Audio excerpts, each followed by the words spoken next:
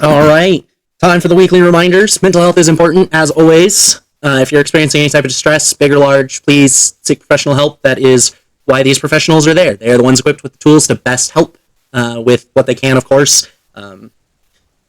You can check out down below for a Wikipedia link with crisis and emergency lines from around the world. You can also text 988 if you are in the United States. It is a 24-hour helpline for mental health needs. And if you're under the age of 25, as well as part of the Saga community, sexual and gender acceptance, you can contact the Trevor Project for discreet help in case you are not in a position that is safe to come out at this time. Besides that, we of course got surveys, Ko-Fi, social medias, surveys, all that fun stuff down below as well. Best way you can support us is by giving us that free follow on Twitch or free subscribe over on YouTube, and of course, telling your friends. And with that said, welcome back to the Highroad of Maluviette, a high fantasy 5e campaign that stands as the first of 4 20-level campaigns we hope to play through as part of the Forgotten Deity story. Our adventures consist of retired heroes and folk with something to prove as they travel an 1,800-mile stretch of mountain road that used to serve as a trade route between two countries. Their goal is to clear it out and make it accessible again. They have to contend with the standalone problems on the high road, mysterious purple crystals known as torment fragments, and both player and character sharing a single body. Last week, we finally began our journey into a temple carved into the side of a volcano's caldera. The temperature was blazing hot, starting at 100 degrees, and continued to ramp up the further they went in.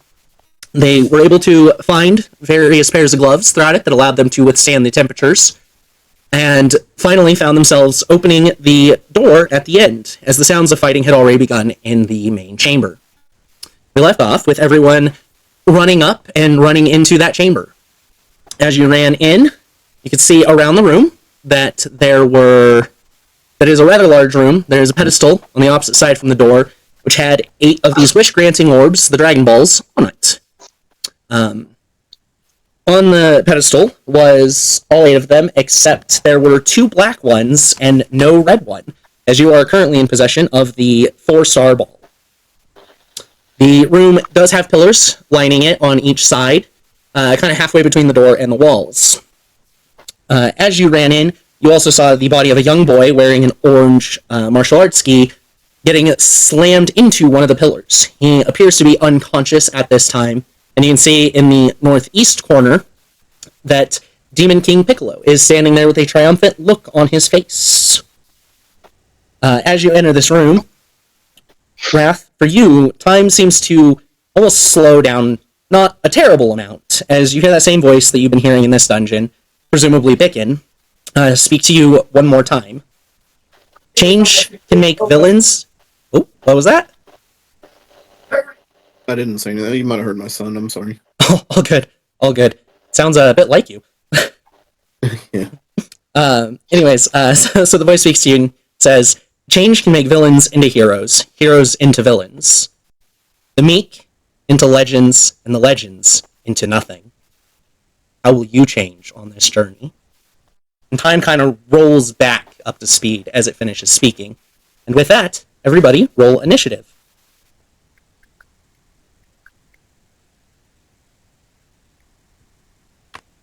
Initiative.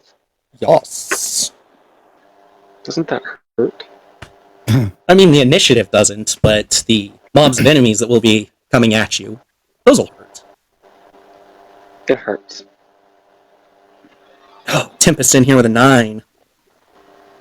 I like not being first. What do we have for Wrath? 11. 11. Yeah. Roll 1d20 and add modifiers for Twilight and Captain. Twilight got herself a 24, and Captain has a low number, I believe, in there.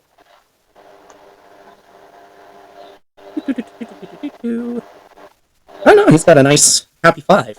Okay. That sets our turn order with... Come on, get to the right spot. The Hermit going first, as that's what all those other d20s I rolled were. We're getting all the NPCs out of the way for initiative. And the Hermit, kind of just shouting from behind all of you, Pius, that boy needs healing! And you kind of feel yourself being invigorated by his magic and the magic in his words, as he has given you bardic inspiration. It is a D12. Besides the normal attack roll, saving throw, ability check, he is a lore bard, so you can also add it to spell damage or spell healing. Oh, okay. And with that, his turn is basically done. And with everyone standing in the doorway and Magdalene behind everybody, she kind of just, "Oh, I can't get in there, Kupo!" Passing it along to Twilight. Who, as these Saibamen have finished forming from the purple mist, as you've all been running in here, you notice there's about 20 of them clogging the space between you and Piccolo. And Twilight is, I believe, going to cast a spell. Come on, spell list, load. I know she has useful spells. Yes, don't load the character sheet, that's fine. There we go.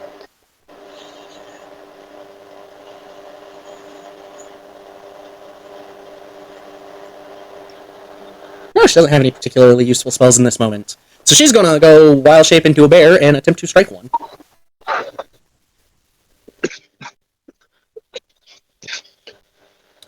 She hits. You see it turn into mist, and she is now on the front lines, moving forward in the turn order. Captain Flowers, who's gonna pop a bonfire on one of them in the middle. And that one fails and bursts into smoke, causing the fire to temporarily turn purple for a couple of seconds. Piccolo's gonna get a turn now. Everyone got above you guys. That is a very sad way to start this session. I'm very slow, big robot. That's fair. Humoring them. Right? Go ahead and Constitution save, all three of you. As well as Captain Flowers.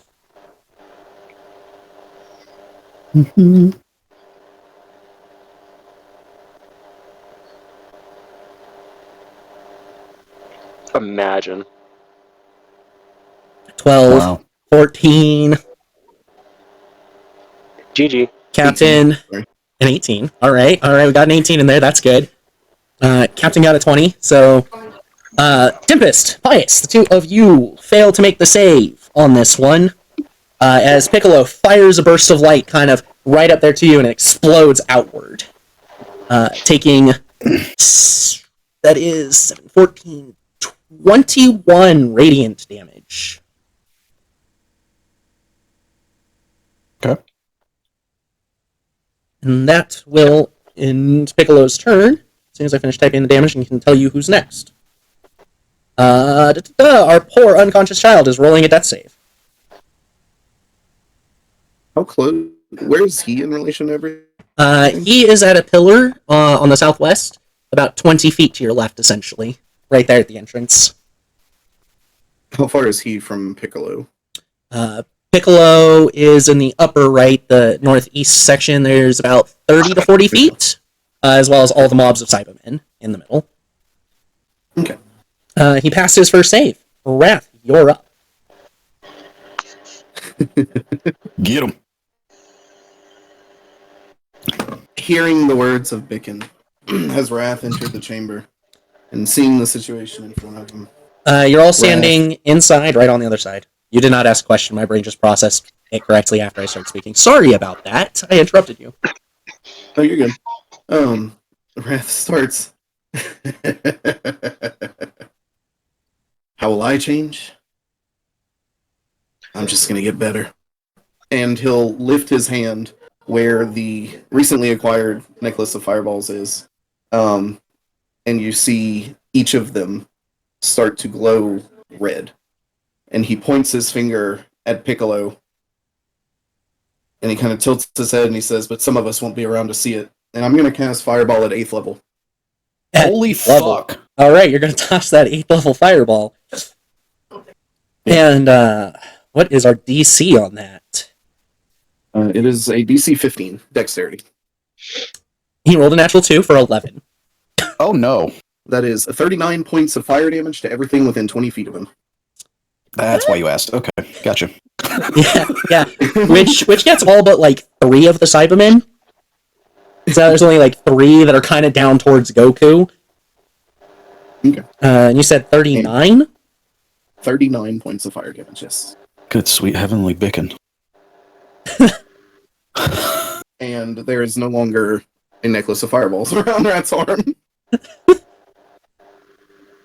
Wait, that's a one-time use? He used every no. single bead. Yeah. Each bead gives you a boost to the spell level. I see. Okay. Yep. Wow. It is a one-time nuke if you choose it to be, or it's multiple smaller fireballs. Well, that is something. Pious, And then you are. no. one second. Sorry, I still had a little bit. Wrath will pull out his blade, and with a bonus action, he will use blade singing. Excuse me. Blade All song, right. whatever. Okay. And move in as far as I can towards Piccolo. You could get with a 5-foot gap in the middle, basically. Okay, sure. Okay, then that would make it Pius's turn. As you see the flames go off and just blow away most of the Saibamen, you see Piccolo just kind of sweep his arm, the fire dispersing around him, but you can see his clothes are singed by the massive flames that were shot at him. Okay. And you can also tell with less going on now that Goku's breathing is very labored. I guess I better healing word this little bitch. Yeah, I'm gonna cast healing word on him. First level, just to get him up. Just to get him up. Yeah. Well, actually, Don't forget, you do have the D12 inspiration. Just want to make sure you're calculating that in your plans. Well, okay. With that, okay, so I have. He's down, so What it's is that automatic max called? healing. Right. Cleric. Yep. So that. Okay, so that would be. I haven't healed anybody for a long time. Hold on.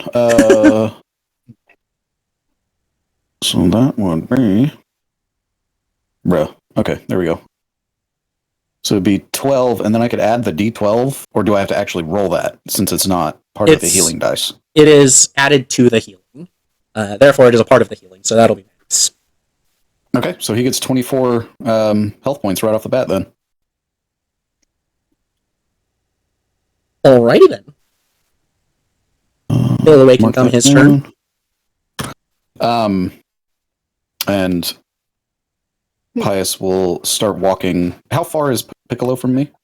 Roughly 35 feet. Damn.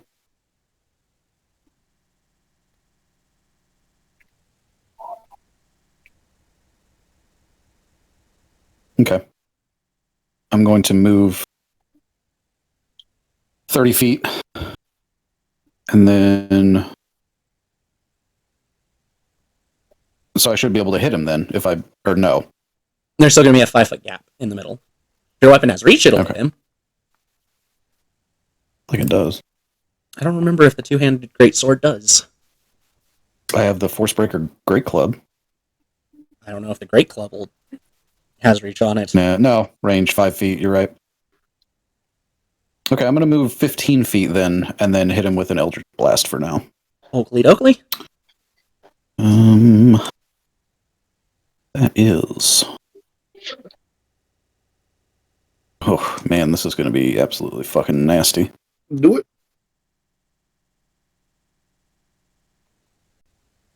A nat 1, you got me fucked up, dude. Real. Okay, so 25, does that hit? The 25 hits. Okay, I would fucking hope so. He's powerful, but he's not that powerful. This is only like Dragon Ball Piccolo. Oh my god, the lag. The lag. Well, while we're waiting for the lag to catch up, hey, if you're watching, go ahead, give us one of those exclamation hellos or exclamation lurks to let us know you're here.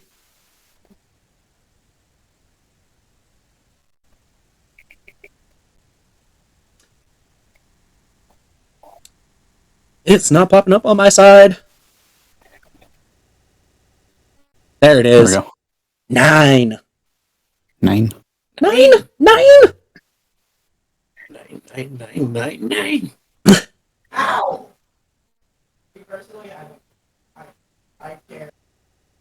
Alright then. That would be action, it. bonus action, and move. Yep. Alright, and with that, it's the Saibamen's turn. As they all kind of respawn in right around all of you. Well, basically, at Wrath's back, around Pius, and in front of Twilight.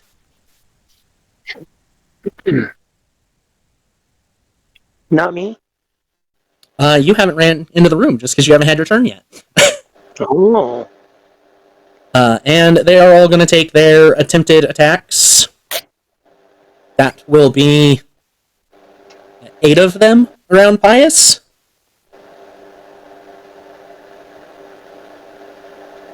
Let's see, 15 plus 8, 23 to hit? For the first half of them? You have shield? No. I do not. Rip. Yeah, that hits. Alrighty.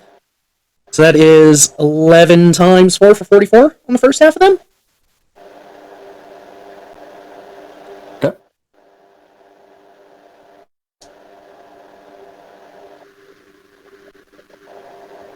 And then the next group rolled double 2s. So the next half completely miss. Good. Wrath, there are going to be 4 attempting to get you Okay. with a 22.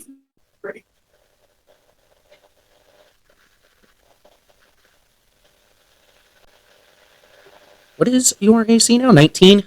Yeah, so they got to be 22 22 because I'm blade singing. 22 because you're blade singing. Yep. I'll use shield regardless. Alright. There it is. And a group of them go for Twilight and fail to make reasonable contact with her. Bringing us to the last person in the turn order, Tempest. You're finally in. Oh, Yay! I'm running. How far am I from Piccolo? You would have to go around the outskirts of the wall, so it'd take you about 70 feet. I can get that. And then some. Yep. Boots of speed, obviously. So what does that do first off? That doubles mine, so it puts me at 80 off the bat. Yep, that puts you at 80 speed. Yeah. Now you are And behind he's him. unconscious right now? Do what? He's unconscious right now? Piccolo? No. No, Goku was. Oh well, I'm swinging for Piccolo. I'm swinging for the slug. The slug demon? I have advantage, don't I? Nope. No. But it is... Is it just 1d20 or 2d20 for my setup? Yeah, 1d20. yeah. 1d20, Yeah. unless you have advantage. Then you have 3. You do hit with the first 25. attack, though. Okay. First attack, that is. Hold it.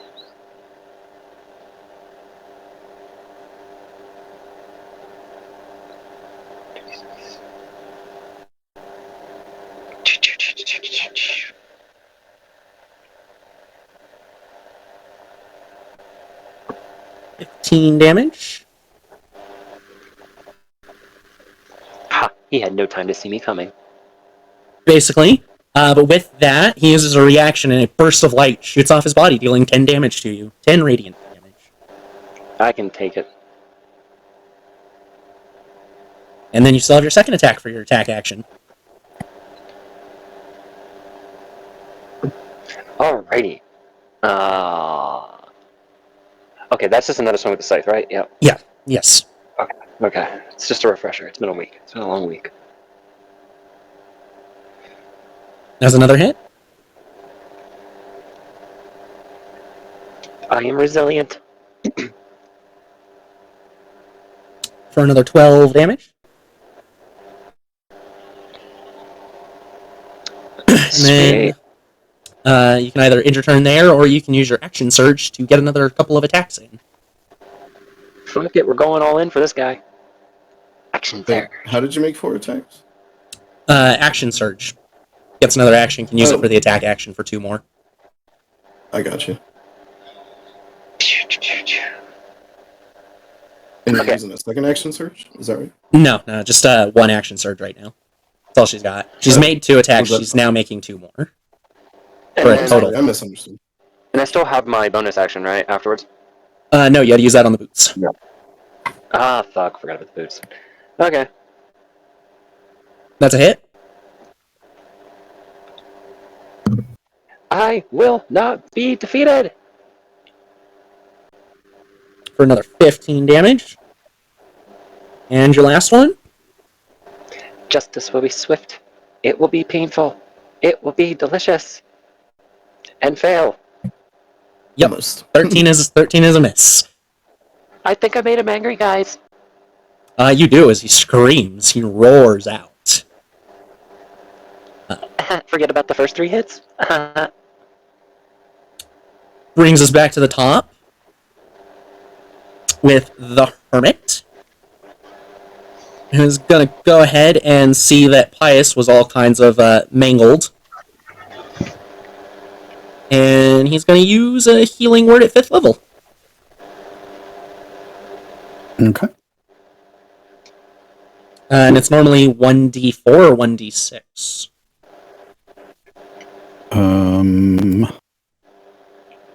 Healing word is 1d4 normally base level.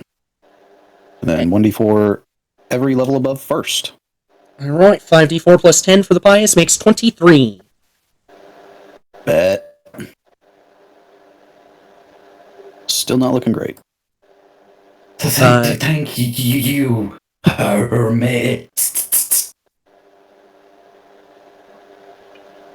Okay. And with that, I guess that's the end of his turn. That's his bonus action. No. He is a leveled spell. Yeah, no, that basically makes him done now. Unfortunately, Magdalene now gets the chance to zoom herself in. She is a cat, and she has the zoomies, you guys. Let's go, catnip. As she's running in, she throws her keyblade up, shouts, "Fire!" I just want to roll a dex save, though. Not really, but I'll do it anyway. If I have to.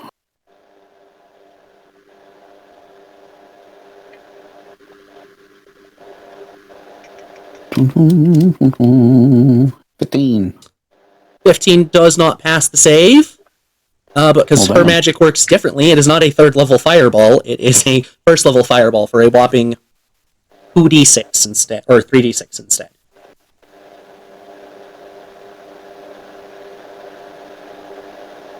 Uh, 16 damage. 16 fire. But she blasts most of those Saibamen to hell. Wait, we still have the effects of the fire potion, right? You're right. You Yep. do still have fire resistance. So that would be 8 then. Yes, it would. Okay. I am so glad I remembered that. And she finishes her movement into the room and goes back to back with you, Pius. Okay.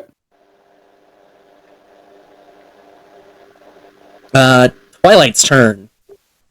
She is gonna switch back to human and pull a Cure Wounds on you, Pius, at 3rd level. Give you 15 more health. Oh my god, it's like a first. Right? Twilight's like, oh shit, you know what I should do? Heal. You are not real. And that I think we fell puts... through a portal and Twilight got left behind. yeah, so that puts you, Twilight, and Magdalene forming a little triangle of back-to-backs. Captain Flower's turn. He's going to attempt to slash at a couple of the remaining Saibamen that are near the Goku.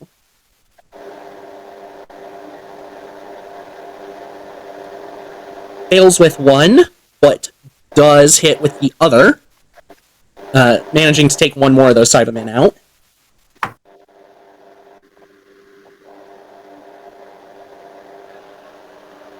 That makes it Piccolo's turn, who is very not happy with you specifically, Tempest, as you were fast enough to catch him off guard from behind.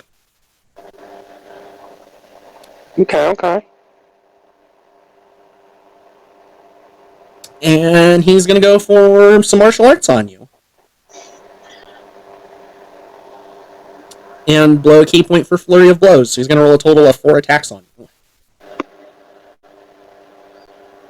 With a +9 to hit. That's a miss, a 22, a 26, and a miss. 22 hits? No, it does not. That was not updated on your character sheet. You have a 23 AC now. So one of those hit you. Okay. As the protective force of that cloak of protection shrugs off one of the blows, and he kind of just... You dodge successfully 2 of the 4. The damage dealt by that is 11. 11 bludgeoning. Okay. Hey, Twilight. Hey, Star! You're here. Welcome. Uh-oh. Or Mike. Good talk. Meow. She's late in. She's ignoring us. That's crazy. She's late and she's a cat. I heard a meow on her side. Can you guys hear me? Yes, I can hear you now. Yes. Hi, sorry, I was in the other room for a second. Yeah, so sorry I'm late. Come on, give me shit. No, I don't think you heard it. That's all right. Yeah. Besides, we were already giving you shit because Twilight actually healed someone. Killed? Healed, yes. Oh wait, no, cool. She would have never done that on her own. Mhm. Exactly. With Piccolo's turn done, angry that 3 of his unarmed strikes made no contact, he basically just screams out, "I am the Demon King. I will not allow your insolence to stand." And then it's Goku's turn, who's kind of, popping back up from being healed.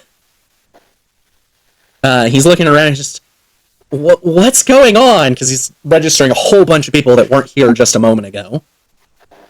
As he's standing back up. In Wrath, that'll make it your turn. Are there still Saibamen behind me? That's where you said they attacked me from? Yeah, there are 2 Saibamen, and they're on the opposite side of the room for you. Moglin's fireball went right up to the edge of you, which is why it caught bias. Gotcha. And Piccolo is probably about 40 feet from me now, because my speed is 40, and I moved in 40. Oh, you moved in 40. That should have gotten right up to him, then. Oh, okay. Yeah, whenever I have Blade Song on, my speed is increased Yeah. to 10. He was only 35 away from you, so you were able to move Okay. all the way up. So I'm right up against him. So yeah, there should have been advantage for Tempest. Oh well, shit. too little, too late. Okay, well, Tempest is right on the other side of him, yeah? Yes, so you do have the advantage. Okay, I will... I thought I was gonna do something else this turn. Damn. Okay. Wrath will pull his sword to the side, and you see it wreath in green flames, and I'm gonna take an attack against him with it. Alright, 18 to hit. that hits. That is 12 points of slashing damage, and 6 points of fire damage. 12 and 5, you said? 6. 12 and 6. 18 total. Alright. That gets him. That kills him? No. Oh, okay. He's starting to look pretty bad, though, between the slashes, the fireball, the green flame. He's starting to look a little worn. Gotcha. Yeah, and that'll be my... Actually, yeah, that'll be my turn. Alright. Pius, you're up. I'm going to walk up to Piccolo.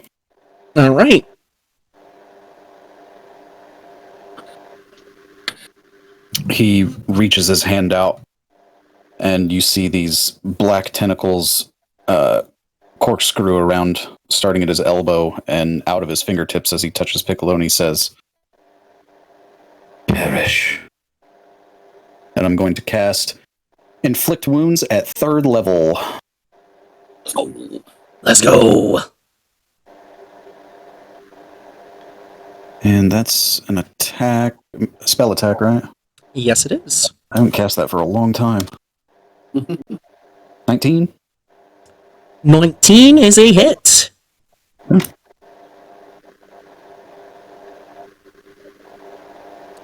Damn. 21 damage. 21 necrotic. And he will, because that is still a melee attack, even if it is a spell melee, he will use his reaction to do the Sun Shield on you for 10 radiant damage. Okay.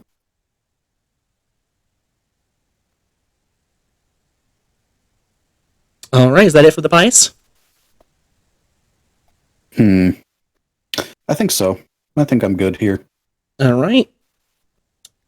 The Saibamen top themselves up on their turn. Hey, stop being a jerk to me, tablet. Alright, that's going to be 4 attacks against Twilight to start. But because of the way she's basically back-to-back with Magdalene, there's no advantage.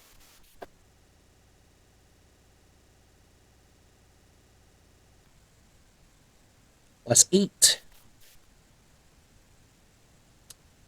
As they critically fail, stumble over each other, and explode! The other 4 are going to go for the Magdalene.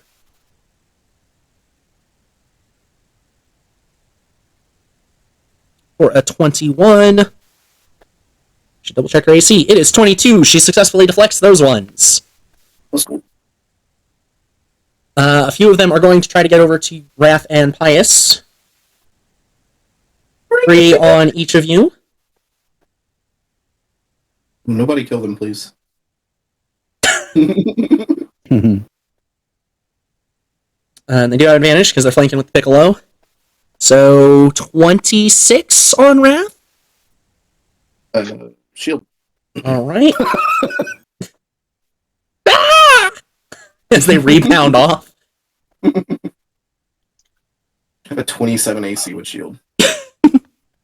25 on Pius. That hits. All right, that is 33 total damage. I am unconscious. Really? They've pounded Pius Ooh. pretty hard. Plus, he had taken a That little bit of changes damage on the way. Yeah.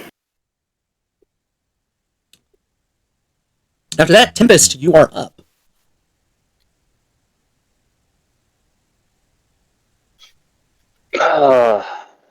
Can I ask Yeah. a question? What's up, Twilight? What's the top of the turn order look like? The top of the turn order is Hermit, Magdalene, then Twilight. Oh, okay. And we are at the bottom of the turn order. So you've got just a couple people ahead of you.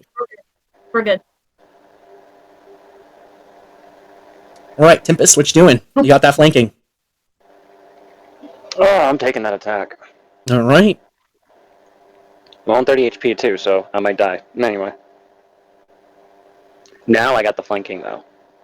This is a glass cannon respawn mob battle. Yeah. I'm gonna die. You need to roll one more d20, because when you have advantage, you have 3 d20. Phew. 26 was the best, but it hit, so you can roll the damage.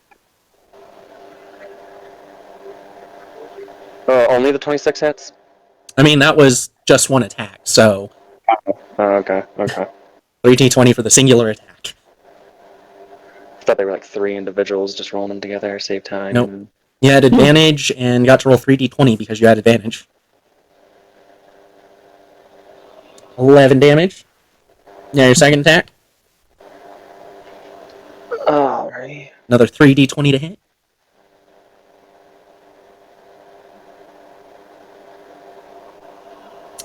Two of those rolled a critical hit. So go ahead and roll the 2d6 plus 7. Or plus 19, my bad.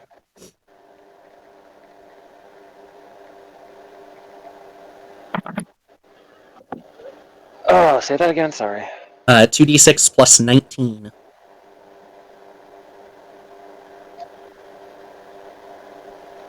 26 damage. And now you still have your bonus action, as well as some key points, if you want to do 1 or spend a key point for 2 unarmed strikes. 2 unarmed strikes.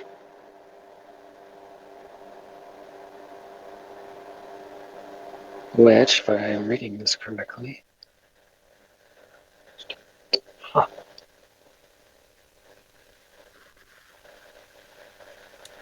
One more d20, because you still have that advantage. And elven accuracy. You got a hit, no crit though. So 1d4 plus 6? No, plus 8. You got those wraps.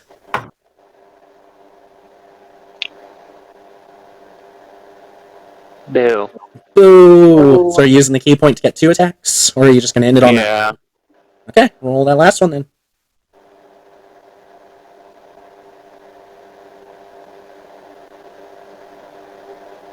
Two more d20 on there, because you still have the advantage.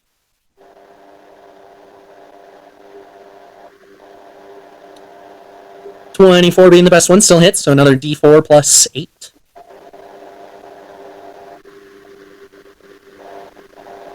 For 10. Alright. Brings the top with the Hermit, who's going to go ahead and burn Healing Word on you, Pius. Try and hit the correct buttons to go mark off his frickin' spell slot. Hey, thanks. Yay. Okay, the plan is back on. 28 because he rolled a couple 1s and a couple 2s. He rolled a few 4s.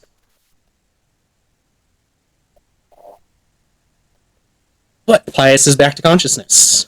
Oh, dear Lord. Oh, my servos are very rusted right now.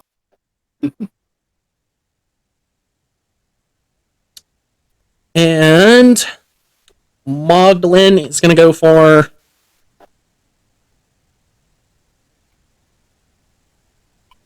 She's just going to start swinging on the ones around her.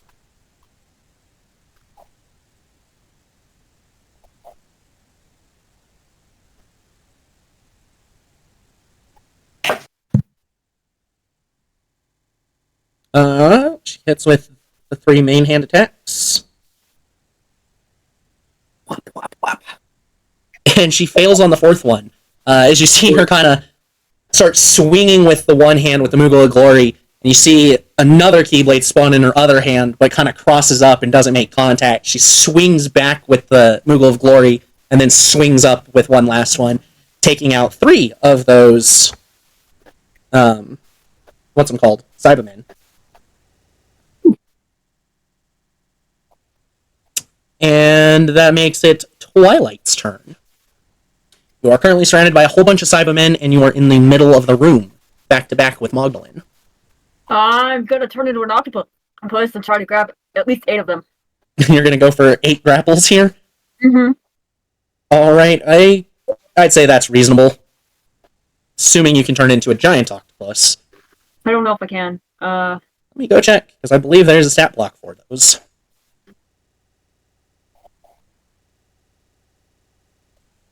Need to clear the undead selection first. Yes, there is a giant octopus stat block. Okay, I'm doing that then. Yep, and you can turn into it. It is of a challenge rating you can do. You have athletics proficiency, so that would give you a +6 on the roll. Okay.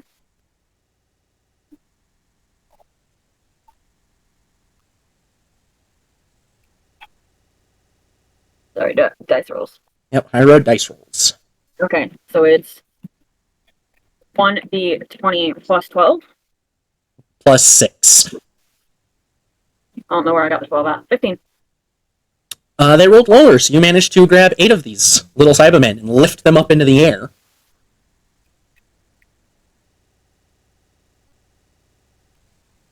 That is Can I your squeeze? action? Can I try to squeeze? No, it took your action to grab them. Okay. So basically, I'm just juggling these guys. Yeah, you've just like grabbed them and lifted them up into the air, so they can't really do too much on their own. Makes it Captain Flower's turn, who's going to try to hack at a couple more of the Saibamen. Hits both, blows up both.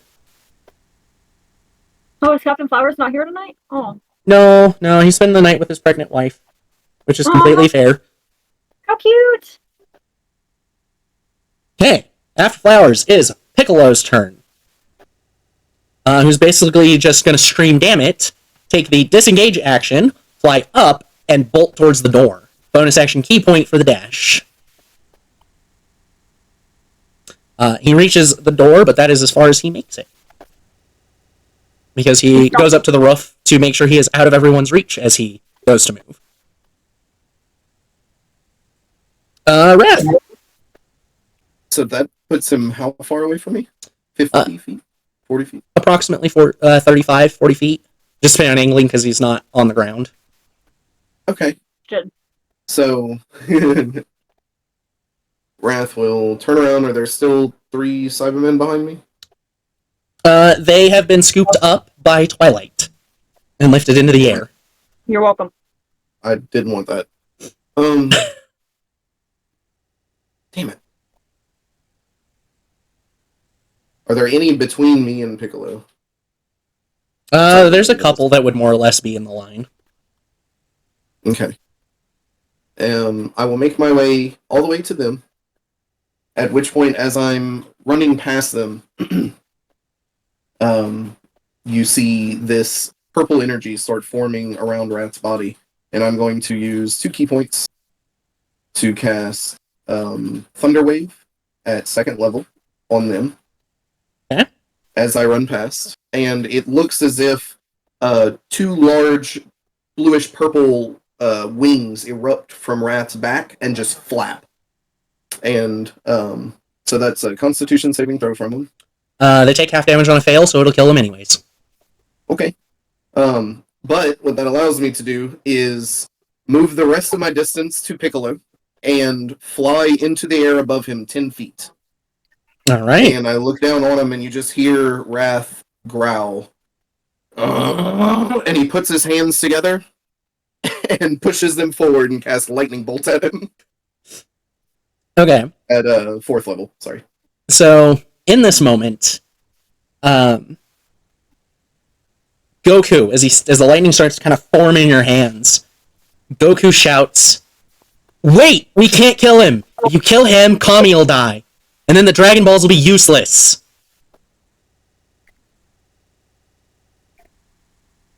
You have got to be fucking kidding me. So how do I kill this guy? Has it consumed my spell? No, it has not consumed the spell slot, and it is ultimately your move. As Piccolo kind of turning to look up at you in this moment as you flew up past him, a look of just almost fear on his face. Can I change the spell to a gust cantrip Yes. in my hand? Yes, absolutely. Then I will do so. And I will cast Gust at him to knock him back into the room if I can. Alright. And So strength saving throw. Strength save. Alrighty. Move.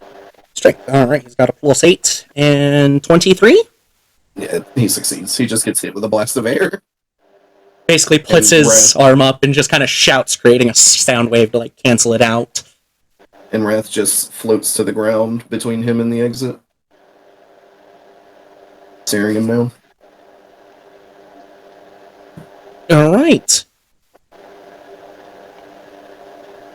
So, Piccolo is standing there, or floating there currently, in disbelief about what happened. Kind of turns his back on you, Wrath, to look at Goku and just... Why? Why would you show mercy to an enemy? Goku does not respond, and the floor is open to anyone else to do so.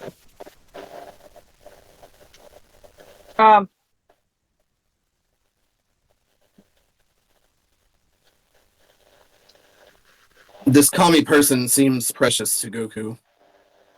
I wouldn't take your life just I wouldn't take your life if it means taking someone else's who might be better than you. Your life still means nothing to me. He turns towards you and just kind of like growls. I growl back. Can I squeeze the guys in my hand? Absolutely. We're outside of the turn order. Oh, we are or we aren't? We are. We're Yeah. exiting the turn order. Piccolo is defeated. He had 5 hit points, and his exit has been blocked. Yeah, I'm squeezing the shit out of them. No. Just squeezing them and just purple mist. The others fading away as well, as Piccolo has resigned himself to his fate. Dropping to one knee in front of you, Wrath. Quit groveling. Get up.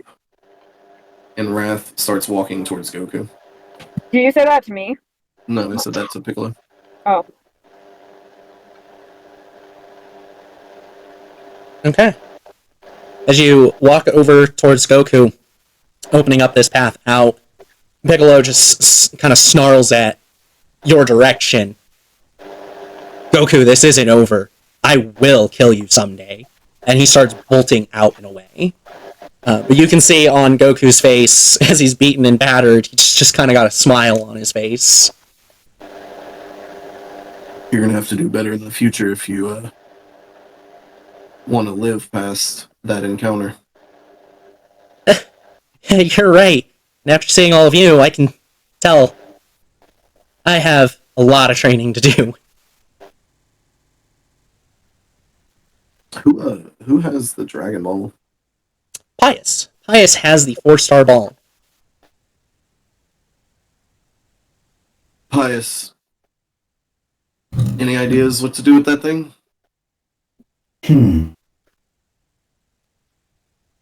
Not a clue. Goku, what were you looking for these for? We weren't really looking for him right now. We were on our way to the World Martial Arts Tournament and just kind of ended up here, but they're precious. Whoever uses them to call the Great Dragon gets any wish they want granted. And you kind of saved my life. Pretty sure you're the ones that deserve this wish. So what's the wish? He's telling you guys that you should make a wish on the dragon. Is this like we get one wish each, or is this like a wish that we all have to agree upon? The dragon grants one wish. Which is why weeks ago I told you guys to think of wishes that you could make that would benefit you all as a group, the Highroad itself, or the story in some way. Ooh, I may have a proposition. What's that? What if we all use the W word? I don't want to say it just in case it grants it. On more possibilities for attunement. We can have more magical items on our person. That's actually impressive. I didn't think about that at all. Thank you. So Twilight, you know quite how intelligent. So Twilight, because I can tell you're a little confused. You know how you keep having to choose between which magic items you're using because you're limited to only be attuned to 3. Pius is proposing that you make that the wish is made, so you can do it with even more. So there's less choice making. You mean unlimited? Not unlimited. No, well. Just more. What about However all many- cantrips? What about making However all many cantrips more available? Jess will give us. What about making more cantrips available? Ew. That wouldn't really benefit the whole group, though. Right, but you guys 'Cause- would at least have a cantrip, even if you can't use it. I mean, technically, the wish-granting dragon should be able to grant cantrips to non-spellcasters. Yeah. True. No. I don't think that's as useful as it could be, as an attunement slot could be. Let me put it that way. Yeah, because then they wouldn't have like a spell attack bonus because they're not magically, so they'd have to just roll a flat d20 for that, Oh yeah, that's true. and that would be I mean, they'd still Garbage. get the modifier. It would just be a garbage bonus still. Which for us is like +3 regardless. To be Yeah. fair. Yeah. But I don't know. Just a suggestion. We don't I have like to do it. I like the attunement slot one. Mm-hmm. That's way better than anything I had come up with. Because even one more attunement slot could make a humongous difference on everything. Yeah. There is a reason why the game balance locks you at 3, and Yeah. Artificer is considered misbalanced because they can get 6 at high levels. Yeah, and that means that Captain would be able to get 7. Yeah, depending Jesus on how many, depending on the number of autoplate pilot levels he takes, at least. Yeah. Yeah, I'm behind that one. Captain gives a hearty chuckle. He's completely open for this one. Yeah. Alright. I guess that's the wish. Alright, Pius, you came up with it. You get to summon him and make the wish. Magdalene walks over and kind of grabs the extra black Dragon Ball and kind of walks back over to the group, and you can see that it's the 8-star ball. That's the one you were looking for? Couple! Well, everybody's getting what they want then. Question, what about wishing for more WISHES? Usually that's a no-no. Yes, actually, I tried. in the dragon's lore, that is against the rules, I believe. Okay, I tried. He also- Goku chimes in and is like, yeah, you can't wish for more wishes, you can't wish to kill people, and the dragon can't grant the same wish twice. Yeah, this is the Okay. one. Okay, I will. If no one else has any other ideas, I will make our wish now. Go for it. All right. Do it. So as you approach the pedestal with the rest of them, they're all softly glowing, each one a different color: white, green, sky blue, red in your hand, yellow, dark blue, brown, and black, lined with the 8 elements. You also see that the spot that she picked up the Dragon Ball from has 4 stars engraved into it.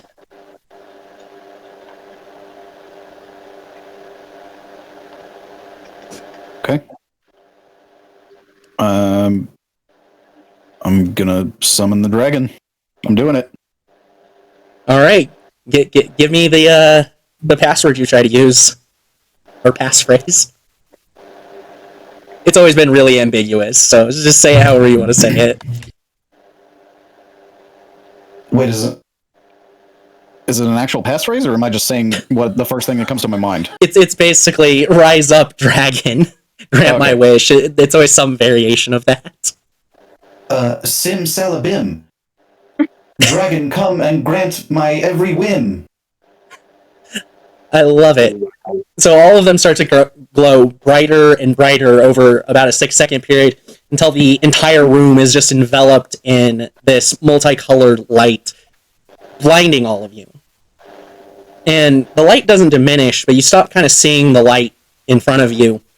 And you can all now see from at least a mile above the Highroad. You're kind of looking down at the caldera of the volcano as you see a light shooting out from the center of the caldera, wrapping, twisting, and forming until you see it take the shape of a dragon. But this dragon is not green. This is not Shenron. And it, of course, speaks. God, my throat can't do it. I can't force it into position. So, nice, deep, gravelly voice. You who have gathered the Dragon Balls, state your wish. We wish for more attunement slots. You see its eyes glow. Your wish is granted. And you can all kind of feel the power course through your bodies.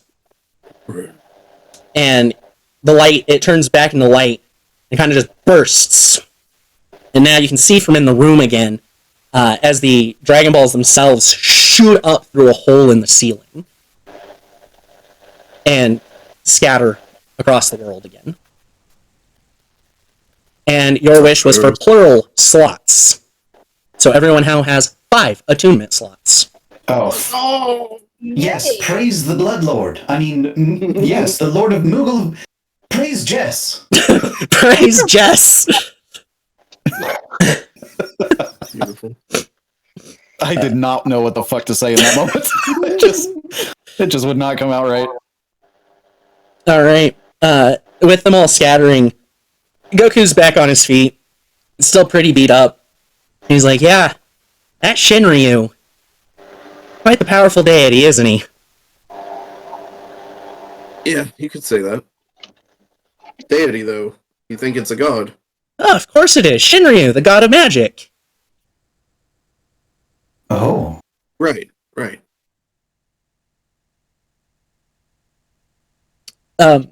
Pious Pulling up my pantheon, but that's not actually right. Ryushin. My bad. I just said his name fucking backwards. Okay. Ryushin, not Close Shinryu. enough. My brain went to a common like dragon deity called Shinryu, kind of Right. Japanese culture mixed with the American concept of deities. My bad. Oh, good. I was just making sure I wasn't tripping. I was like, man, I know. Yeah. Ryushin, the deity of magic. Is and Goku kind of turns. He's like, I should get going. I need to go find my friends. They went that way, and I point in a random direction.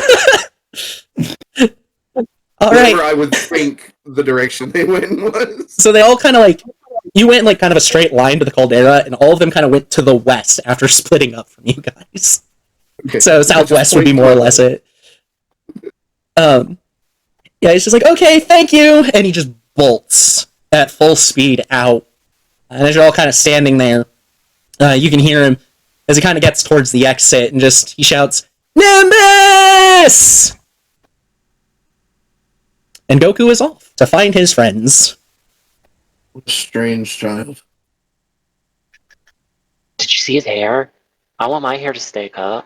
Isn't that cool? I love it. And that could be arranged. I could shock you. You do that, I bite. Well, your hair will stick up. What do you want from me? Peace. Yeah, no. I moved towards the area where the Dragon Balls were. It was kind of altar-esque, right? Yeah, it was an altar on the north wall. Okay. I move up there and I just place my hand on the altar and I kind of calm myself and just meditate for a moment, listening. Okay. As you do, Magdalene, who's kind of off to the side at the moment, is like, okay, Kupo, now I just have to figure out how to get back to everyone else.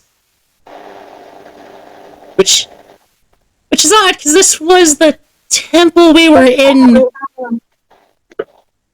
Oh yeah, that's right. This is a time-space thing, isn't it, Kupo?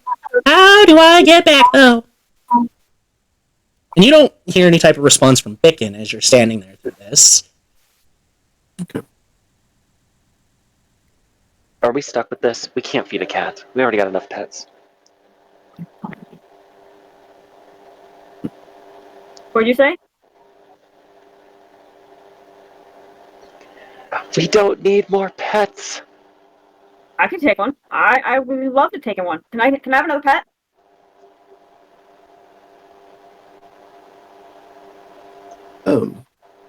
What else is around us in this room? You said the pillars, there was this area where the Dragon Balls were.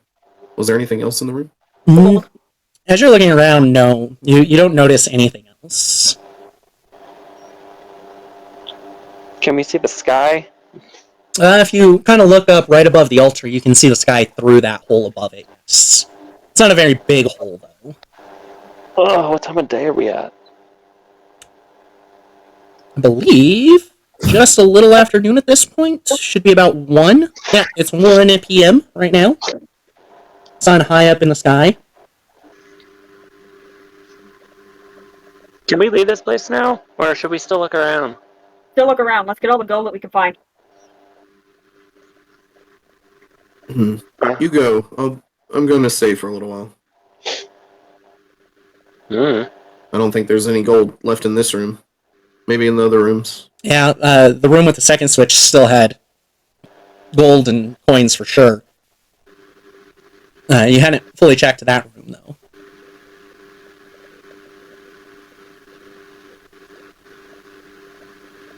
So what's everyone doing? How about we start with Rat?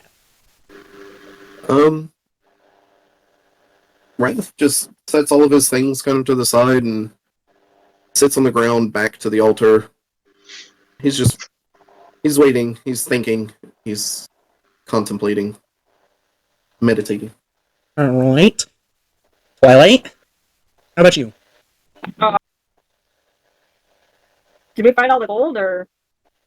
You found everything in this room. Yeah, I want to go search other rooms for gold. All right, Tempest? For loot. For loot. All right, how about Tempest? I'm just gonna lay down and wait for everyone to make a choice. All right, and Pius?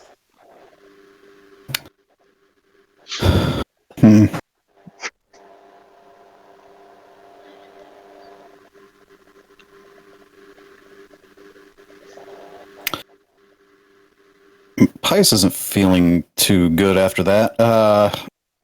He's been healed, but he's still kind of shaky. Still a bit So he's- beaten and battered.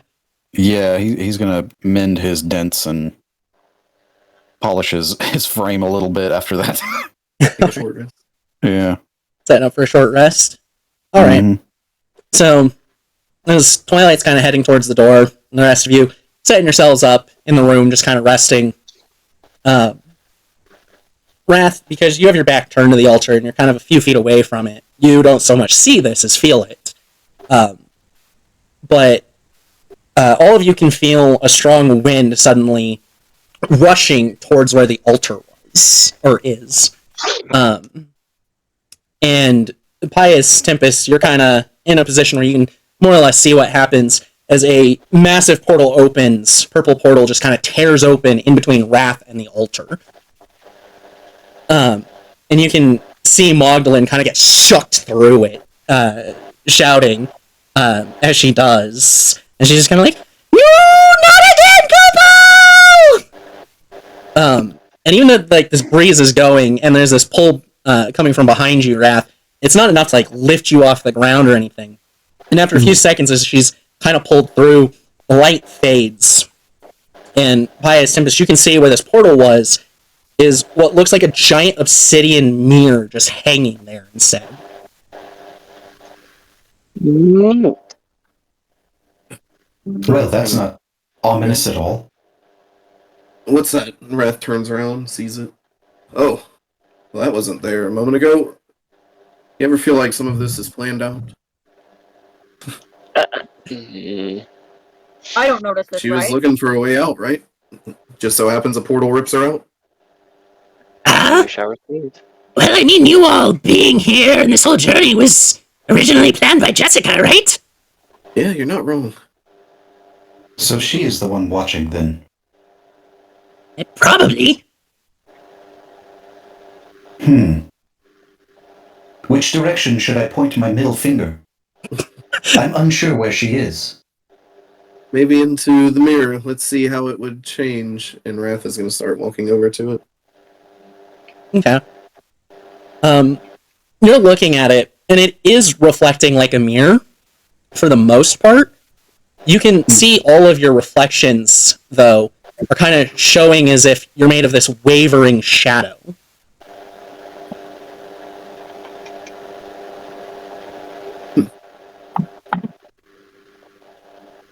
Anybody have any ideas? I don't see this, or do I? I mean, if you turned around, you were still barely in the room when it happened.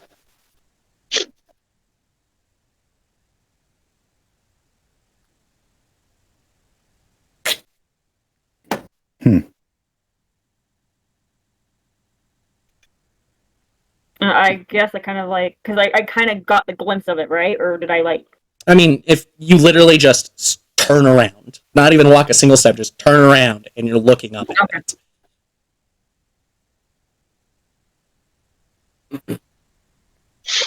And go ahead. Do you think it shows anything prophetess? Someone stick their head in it. Or look in it. Get close. Oh, okay. Oh, Wrath, yeah, Wrath. Rat's already right up there. Oh. And the hermit's kind of like walking up next to you, Wrath, and you can see him in the reflection like everybody else, but he doesn't seem to be made of a black shadow like the rest of you. He seems to be made out of white wisps of shadow. I have a suggestion. Go on. What about maybe putting a hope fragment near it and see what happens? Possibly. Wrath reaches up and just touches a claw tip to it. Tempest, did you move over to it? No. Pius did. I'm watching everything, but I never actually like got up from laying on the floor. Pius, Wrath, and Hermit then need to roll dexterity saves, DC 15. Say 19.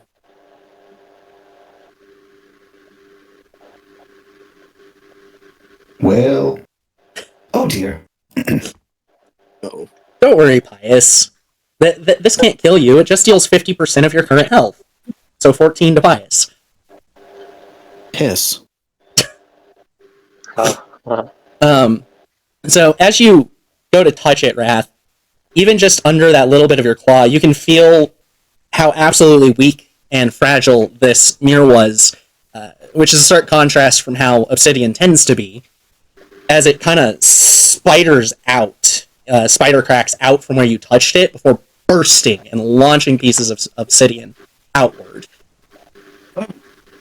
Pius, are you okay? You see some sparks flying from his exposed joints and around his neck. Yes, fine, rat. Back up, you don't look so good. And then he holds up a thumbs up, but it's like twitching back and forth. The thumb falls off, the one that you had pulled off for the finger magic previously. I pick it Oh up. dear. What does the mirror look like now? It's just a shattered mirror? Is there any back to it? Yeah, as you turn back to look at it, you don't see the mirror there. All of its pieces shattered out and away. But around the edges where it was, looks almost like fabric that's been torn. Almost like everything where it was, and that line all the way across, was one large backdrop on a stage or something. A cloth background. And now there's just this hole there instead. And on the other side of it, though, you still see the pedestal, but you also see what appears to be 7 shadowy figures. They're all humanoid in shape, made of this shadowy mist, kind of floating around. As you focus, though, it's more like 6. And then you notice the other one just seems to be cloaked in a black cloak of the same color as the shadow. And you also see a small, stout, Nuri man. He's ragged and disheveled, white hair, only stands about 4'9", 5 foot tall. And they're all kind of standing in front of the altar where the Dragonballs have been gathered.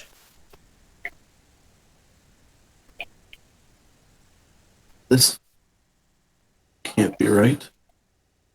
Is anything happening? They all seem to be kind of conversing amongst themselves, but you can't actually hear what they're saying. As if there's just this massive distance between. Wrath looks back at Pius and the rest of the group. I'm not sure what to do, but my instincts tell me to walk through this. Tempest, at your angle, because you're kind of more or less leaned up on one of the pillars to the side, you can see, looking at it, you can see through and kind of see that same scene, but you can see to the other side, the pedestal looks completely normal. Completely what? Normal, like it did before this happened. Oh. You guys good? What do you mean? Great. You're just kind of staring at that thing. We're amused by its beauty. You should come over and join. Are there any loose stone around us? Yeah, there's plenty of little loose pebbles and stones and such. The battle between Piccolo and Goku did a number on this area. I pick up a loose stone and toss it through. Okay.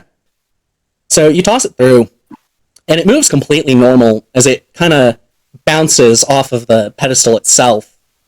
And that cloaked figure whips its head around, and you see it pull their hood down. And it's a very feminine-looking turtle face. And her eyes just go really wide as she seems to have noticed all of you here on the other side. It quickly turns to like this look of confusion as she starts to take a step towards you. Wrath holds his hand up. Stop. We don't know what will happen.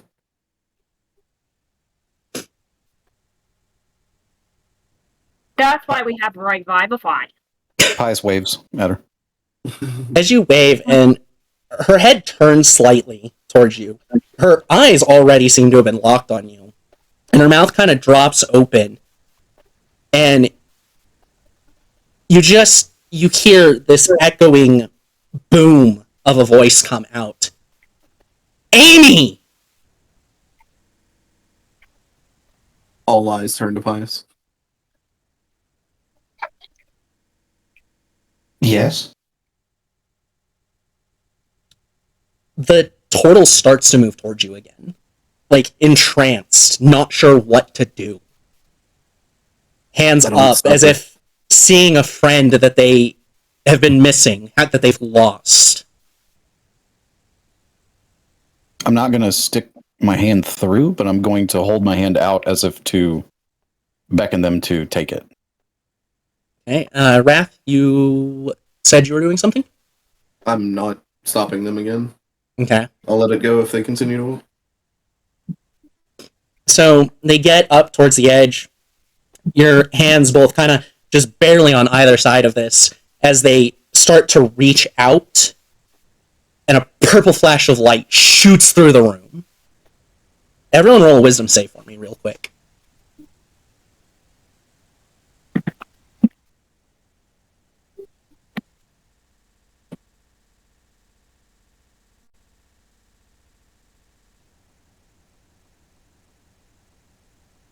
Do 23, a 13, a 13.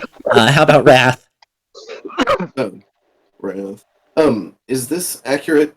Do I have a point of what is it called? A plot point currently?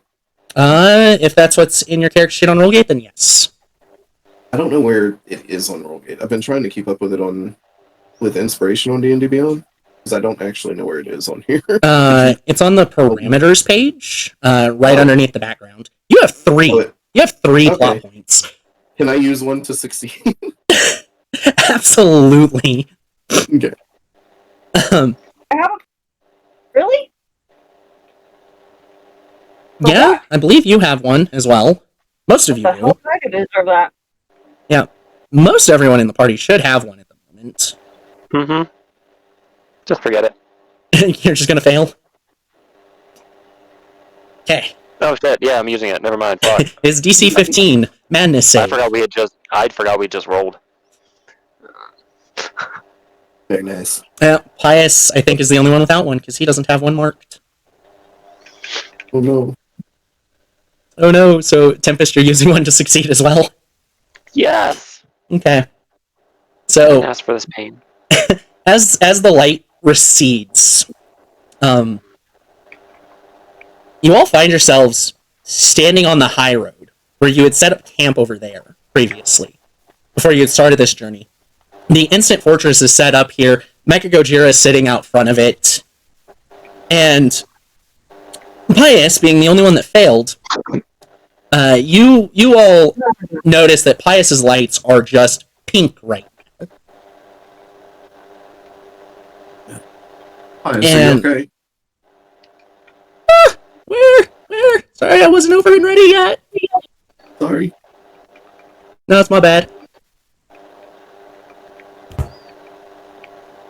I'm fine, but my name is Amy. You're so loud. You're so loud. I'm so loud. Yes, very loud. You can turn her down. How about that? Is that better? Yeah, that's a lot better. Thank you. Okay. Yeah, what did you say that, turns to you? I'm fine, but my name is Amy. Who are you? I'm Wrath. It's a pleasure to meet you, Wrath. You must be Pius's companion. Yes, do you know where he is? I do not know. I don't feel him at the moment. But you're aware that you're in his body.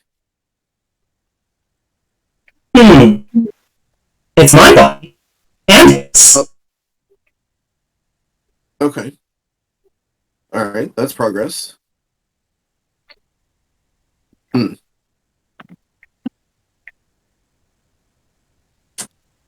we're back at the campsite, you said?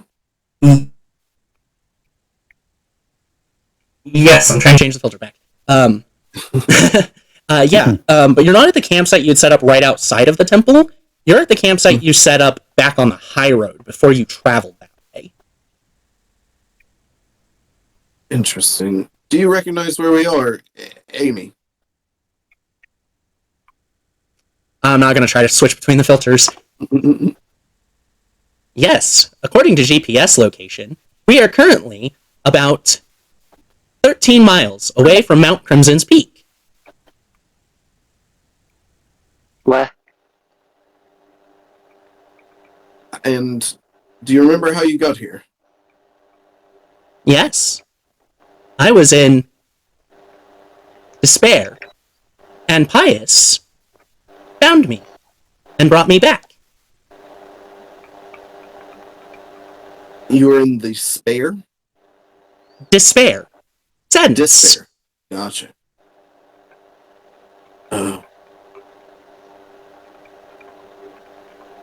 Guys, y'all got anything? Girls, rather? This thing is freaking me out. Okay, should we just continue on? Fuck it, the peak's gone. It's far. No, I don't think that's the right play here. I have a question for Amy. What is it, Earl? What is your name? I'm Twilight. I have a question. What Yes, do Twilight? You remember last time? What do you remember? Do you recall anything? Like anything at all? The last thing I recall was being in the temple's main chamber. You had just made a wish on the Dragonballs. Do you remember anything like being in a hospital or like working in a hospital? It has not been quite some time. I will not work in the hospital for another 13,000 years. Although calling it a hospital is a bit of a stretch. Laboratory. Sorry, whatever. Yes. Right? Laboratory? Yes. Did I get it right? Yay! So that must make you Tempest, if that is Twilight. Yeah. Just talking to me. Yeah, talk back. Use your mouth. It is a pleasure to finally meet all of you. We've heard a lot of good things about. Well, we have a lot of confusion things about you, such as like, what did you do in the lab? Who were you, and how do you know Pius, and blah blah blah. Well, in a way, I am Pius, and Pius is Amy. Oh, okay, yeah. We were researching time travel, and it appears, in some capacity, that the experiment was a success. Huh. So maybe you know what these torment fragments are, and do you know how the torment fragments work? I mean, They are complicated. We have many theories, but no answers. We believe that it is actually the concentrated pain of a deity. Right, well, we kind of already knew that, right? Right, everyone? No, I think that's new information. Oh, okay, well, there's I mean, we knew it was like torment, but not of a deity. That's the new part. Can you hold it? Can you like hold a torment fragment like without even getting hurt? I do not believe that would be a good idea.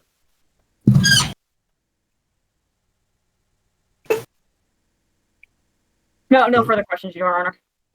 You're next. I point to Wrath. I'm very confused. I'll be right back. And Wrath goes and looks in the fortress. Is there anyone in there other than the pets that I expect to find there? No, there's no one extra.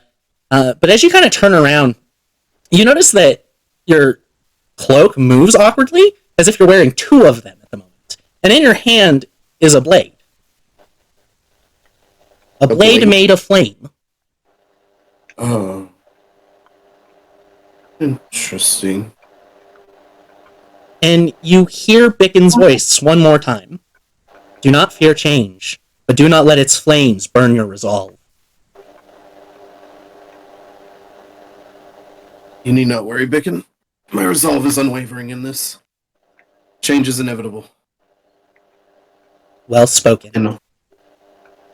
And I'll... Does the sword have a sheath? No, it does not. But you do get a little bit of just kind of inherent knowledge that it's kind of like turn on, turn off. Gotcha. Okay, then I will extinguish the flames and tuck it in my belt, or one of my mini belts. Okay. And... So, when you extinguish it, there is no blade. It is only the hilt that you are holding. Gotcha. Yeah, I'll tuck it in my belt. And I'll make my way back out to the group. Amy, I believe you're in the wrong time. And we need to get our friend back, you see. Do you have any ideas how we might do such a thing?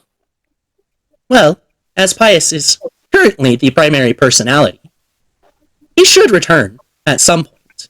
I believe he may be slumbering, as I did before. Interesting.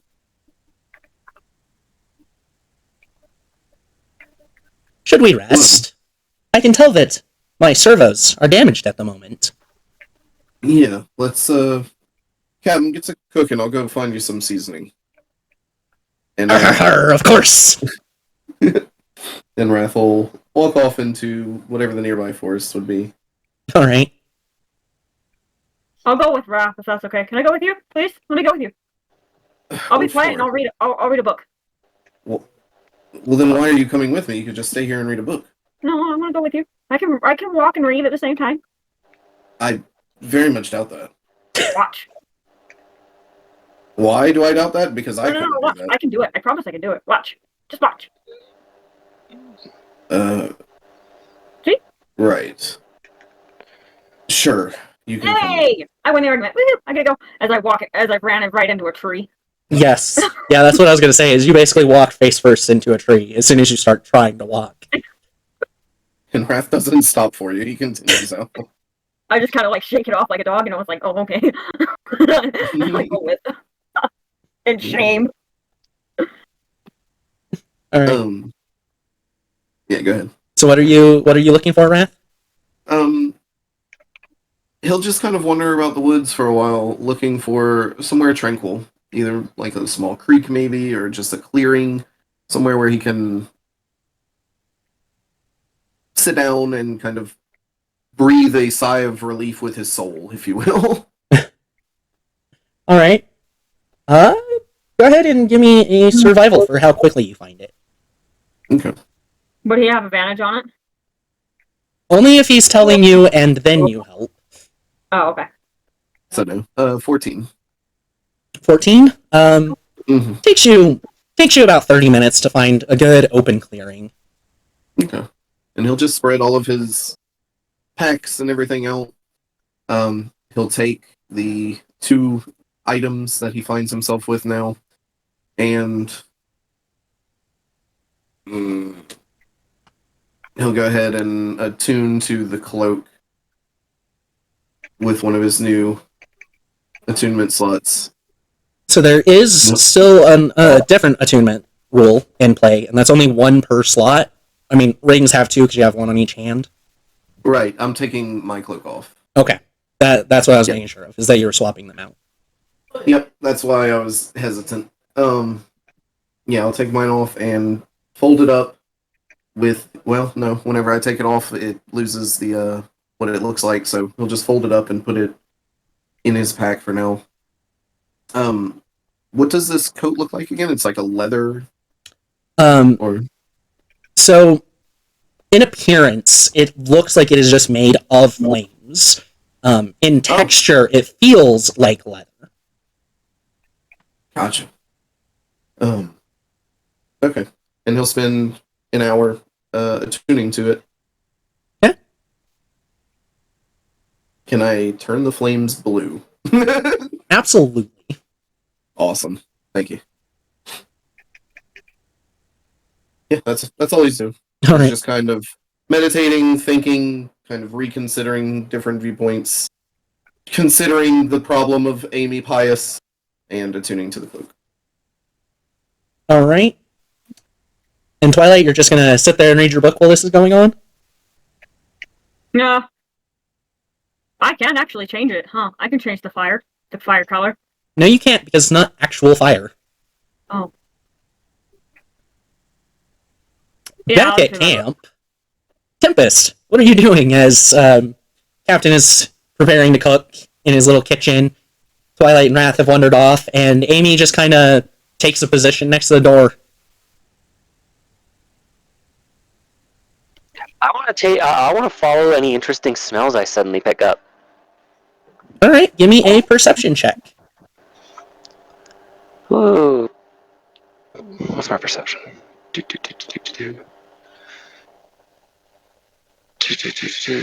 it is.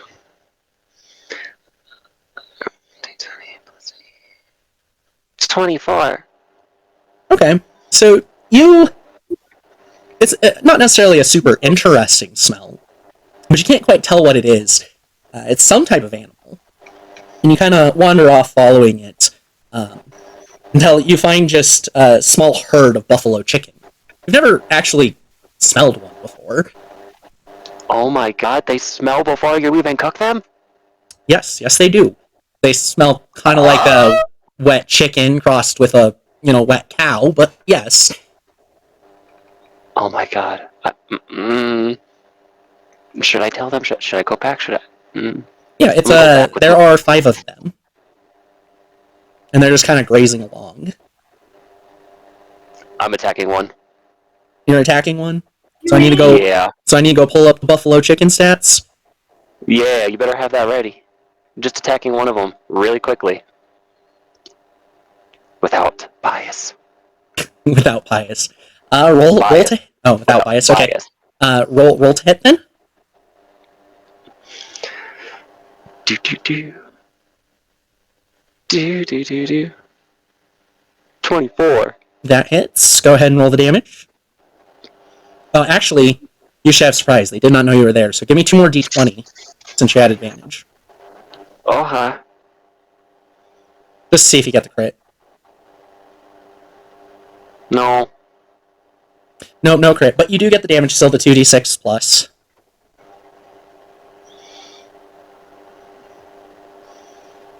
You leave a pretty nasty gash in it, but it does not take it down. And the herd kind of starts trying to just run away. But you do have another attack before they can do that. Cool, it's panicked. I'm going for another swing on it. As long as it can't run, that's what matters.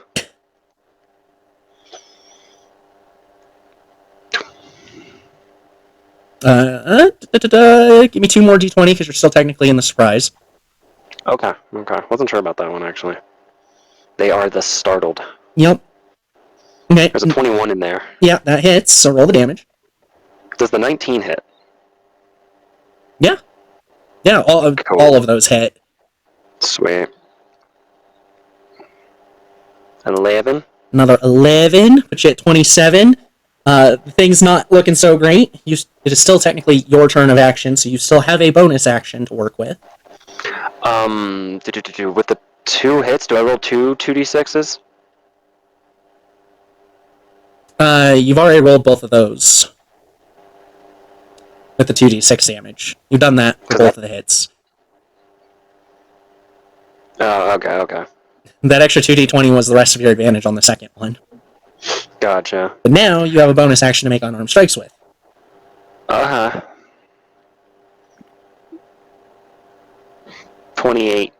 I'm grabbing this fucker. You're gonna go for Just grapple wait. on it? Okay. Apparently.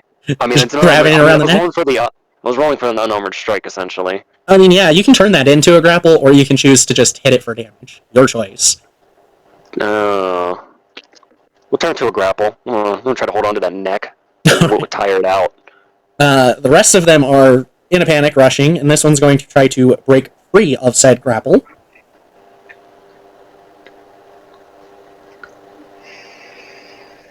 To which it fails to get out of. Viciously holding on. Yes. Now it would technically move it back to your turn to continue trying to attack it. It is letting out a lot of cries of fear, of course. 22. That hits. 17. It falls unconscious from shock. It's kind of like laying on the ground, twitching and bleeding out currently. Can I use one last squeeze to just snap its neck? Yeah, go for it. Make a coup de grace. Give me a actual strength check on that, though, to see if you can put enough force in it to actually do that. A strength check. Yup. That's not one I go for too often. I believe you have a hold plus on. 6. Yes, modifier plus 6.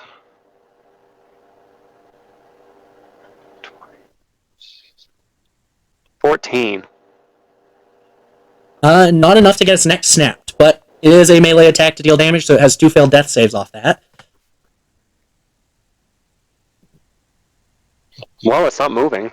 And it failed its last one, so it kind of just lets out a last little as its body goes limp. I'm taking this back. Alright. I'm like covered in blood and shit. All happy. Right? And no one at the table basically is there to react as you drag like a 350-pound animal back to camp. Well, they're gonna see some really amazing shit once I get back. Captain is absolutely excited to see that, because that means he can make buffalo chicken wings. I'm curious to see how everyone else will react as I show up with it. Yep. So, Pius, for you, and what you are experiencing at the moment, you find yourself in that same darkness, the same void, and you can tell that this is where you had last met Amy when you saved her. Or him. Why did I say her? Probably because Amy. You can tell that that's where you are, but you stand there alone at the moment.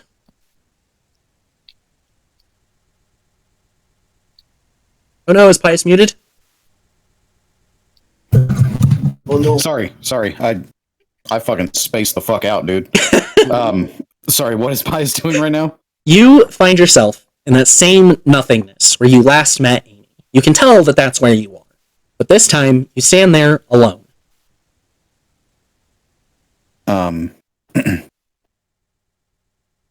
All you can hear is the moving of his servos as he turns his head and nothing else. Hello? Deuce? Amy? You get Wrath? no response to any of them. Twilight? Captain? Tempest? Anyone?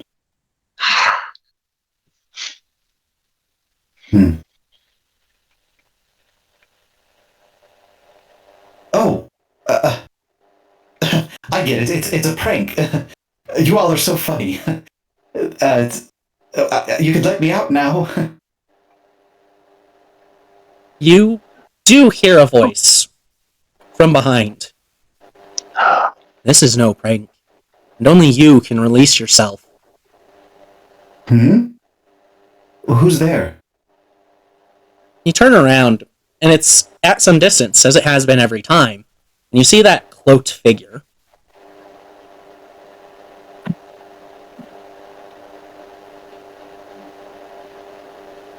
Is that you again? Mysterious person? Yes. I make it a point to visit those who find their way here. who wander in unexpectedly.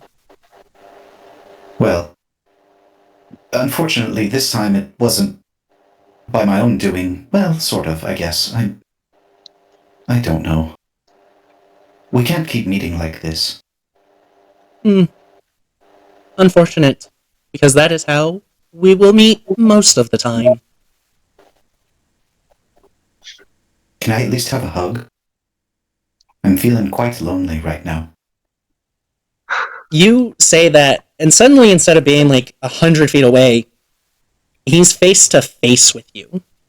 His arms opened. Oh my. That was very jolting. Okay.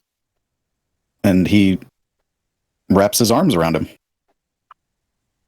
You're the first person to ever ask for such a thing. So many feel that deep loneliness, and yet they never try to make connection. You're a strange one. You could say that. But not only have I changed over the past time period of being with my companions and learning new things about myself, I've learned that it's okay to be sad and feel bad sometimes. But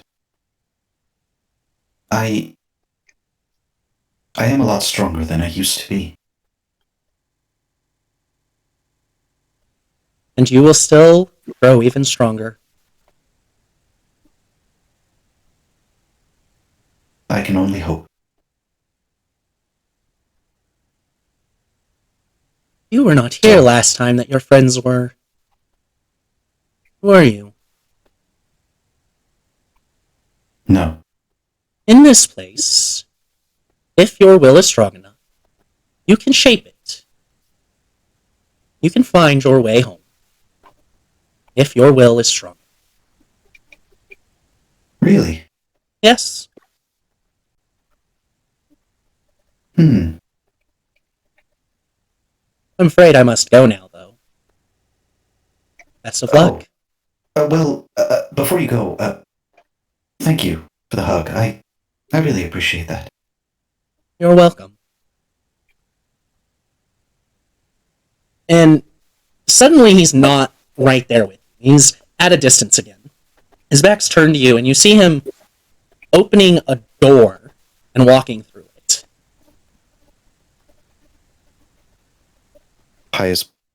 His left hand lifts to his chin and he starts tapping it with his index finger.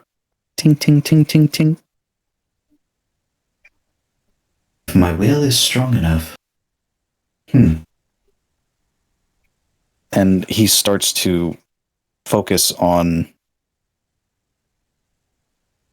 the door to him and Nick's house in Pallet. Give me a wisdom. Not a save, but a check.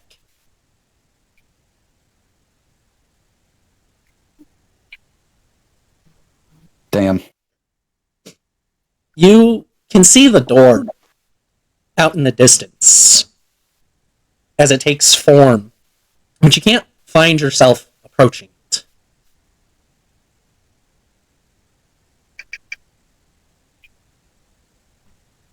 He tries to revisit memories that made him happiest with all of his friends when they were sitting at the Drunken Dragon.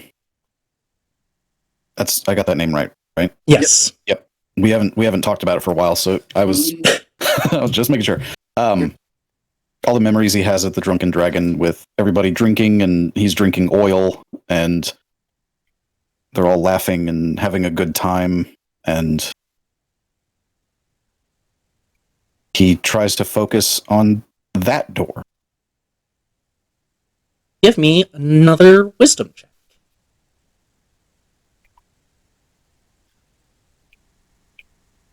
Let's go, baby. Let's go. So, as you're going through these thoughts and memories, almost immediately in front of you, You start to see multiple doors appearing, each with a different appearance. You recognize one as the door into the Drunken Dragon. You recognize another as the door to Governor Oaks. Another one you recognize as the entrance to Acrid's Tower. And you kind of have a little bit of a flash of memory to when you had first met Acrid.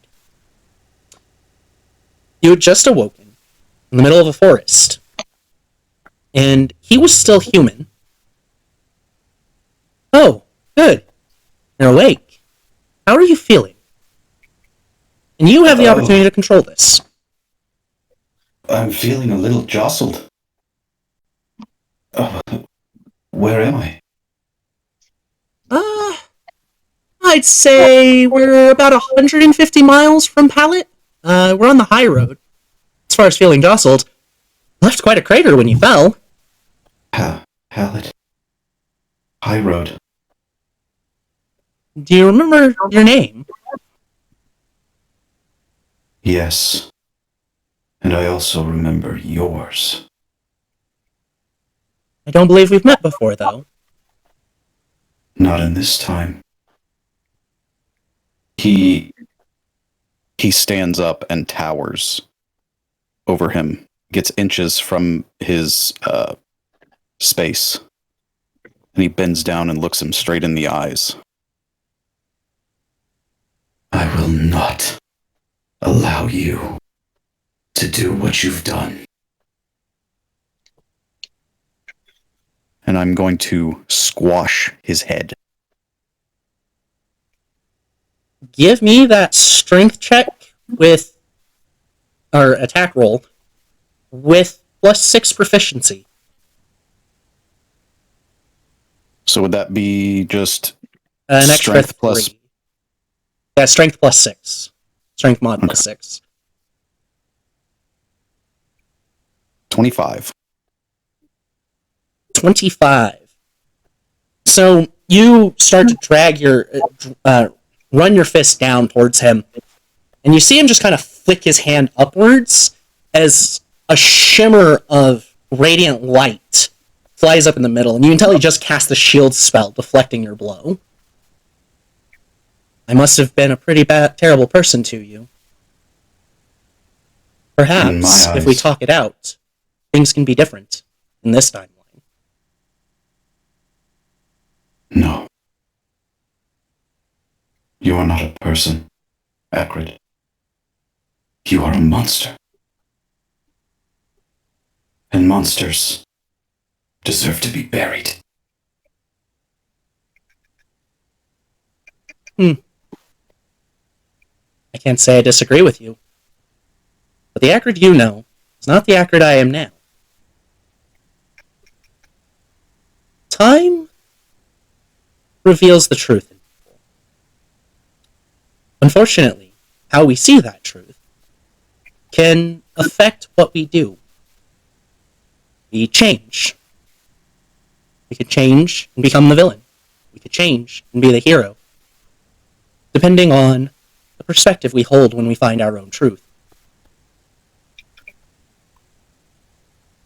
Are you sure that you can't change the perspective that made me a villain?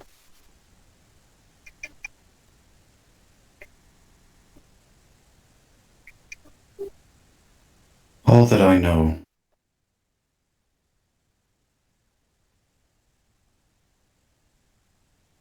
are my memories. I am unsure of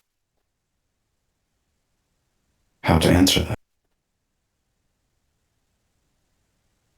If you'd be willing to come with me, you'll have the time to answer. No. I must forge my own path now. May I at least know your name before we part ways?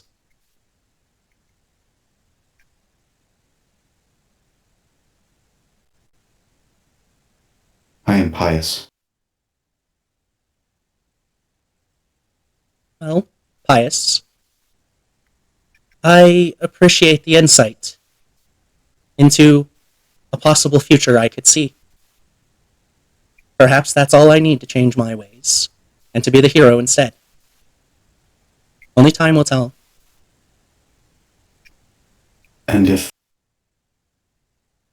if you do not walk that path of the hero, then we will see each other again. But not as friends. I'll hold you to that. And he walks the opposite way on the high road. As you begin to walk away, everything kind of fades out, and you're standing in front of these doors again. This time, though, only one door is in front of you, and it's the door to the Instant Fortress.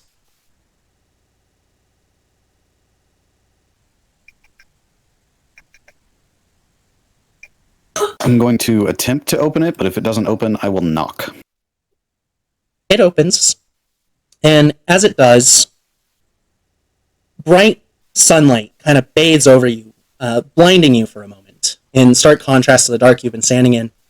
And you kind of try to, blink, essentially, shut off your visual sensors, and back on. And when you open your eyes again, you find yourself sitting to the left of the Instant Fortress, as Tempest is dragging this buffalo chicken in behind her, just covered in its blood. Guys, I found this. It smelled so good. I couldn't. I had to. Oh. What, you don't want it? Tempest? Yeah? I've returned. Oh, welcome back. You were gone? Where'd you go?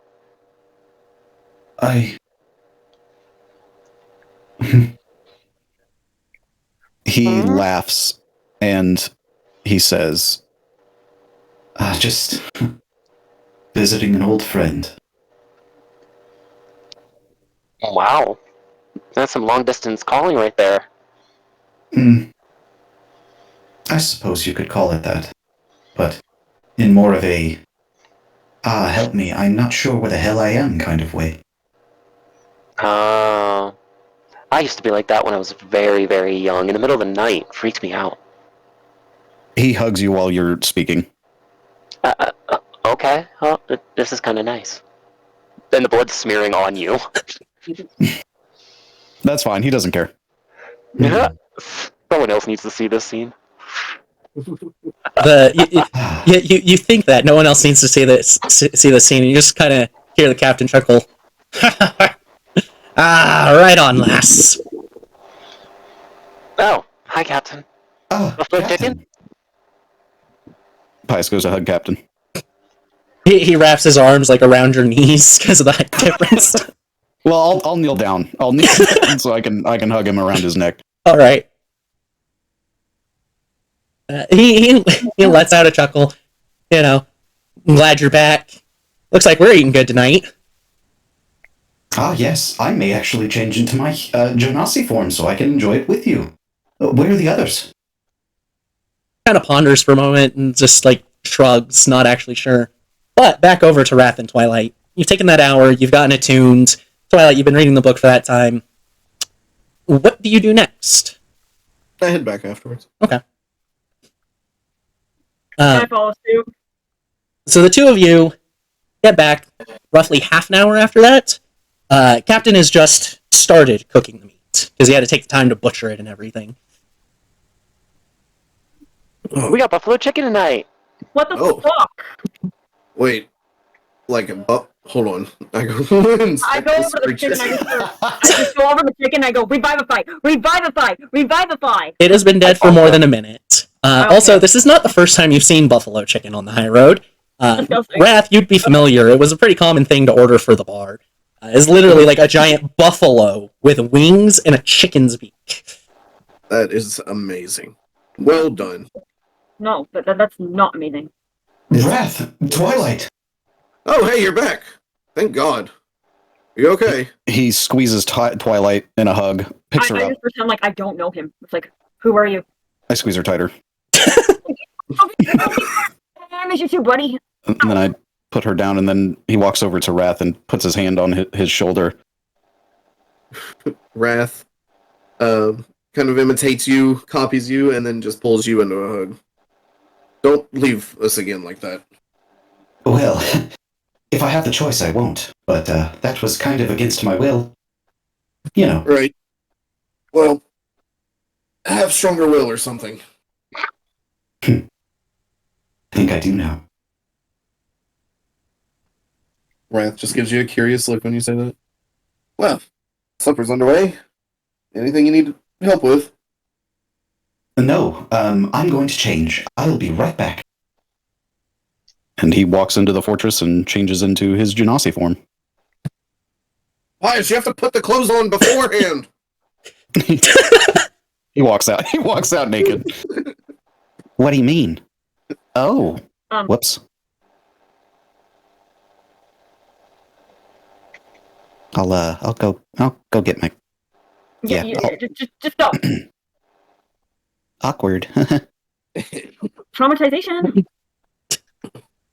For who? He sways his hips. Oh, God. Then he comes back out. He's dressed. So y'all do have about 4 hours of time before Captain finishes cooking. Anything?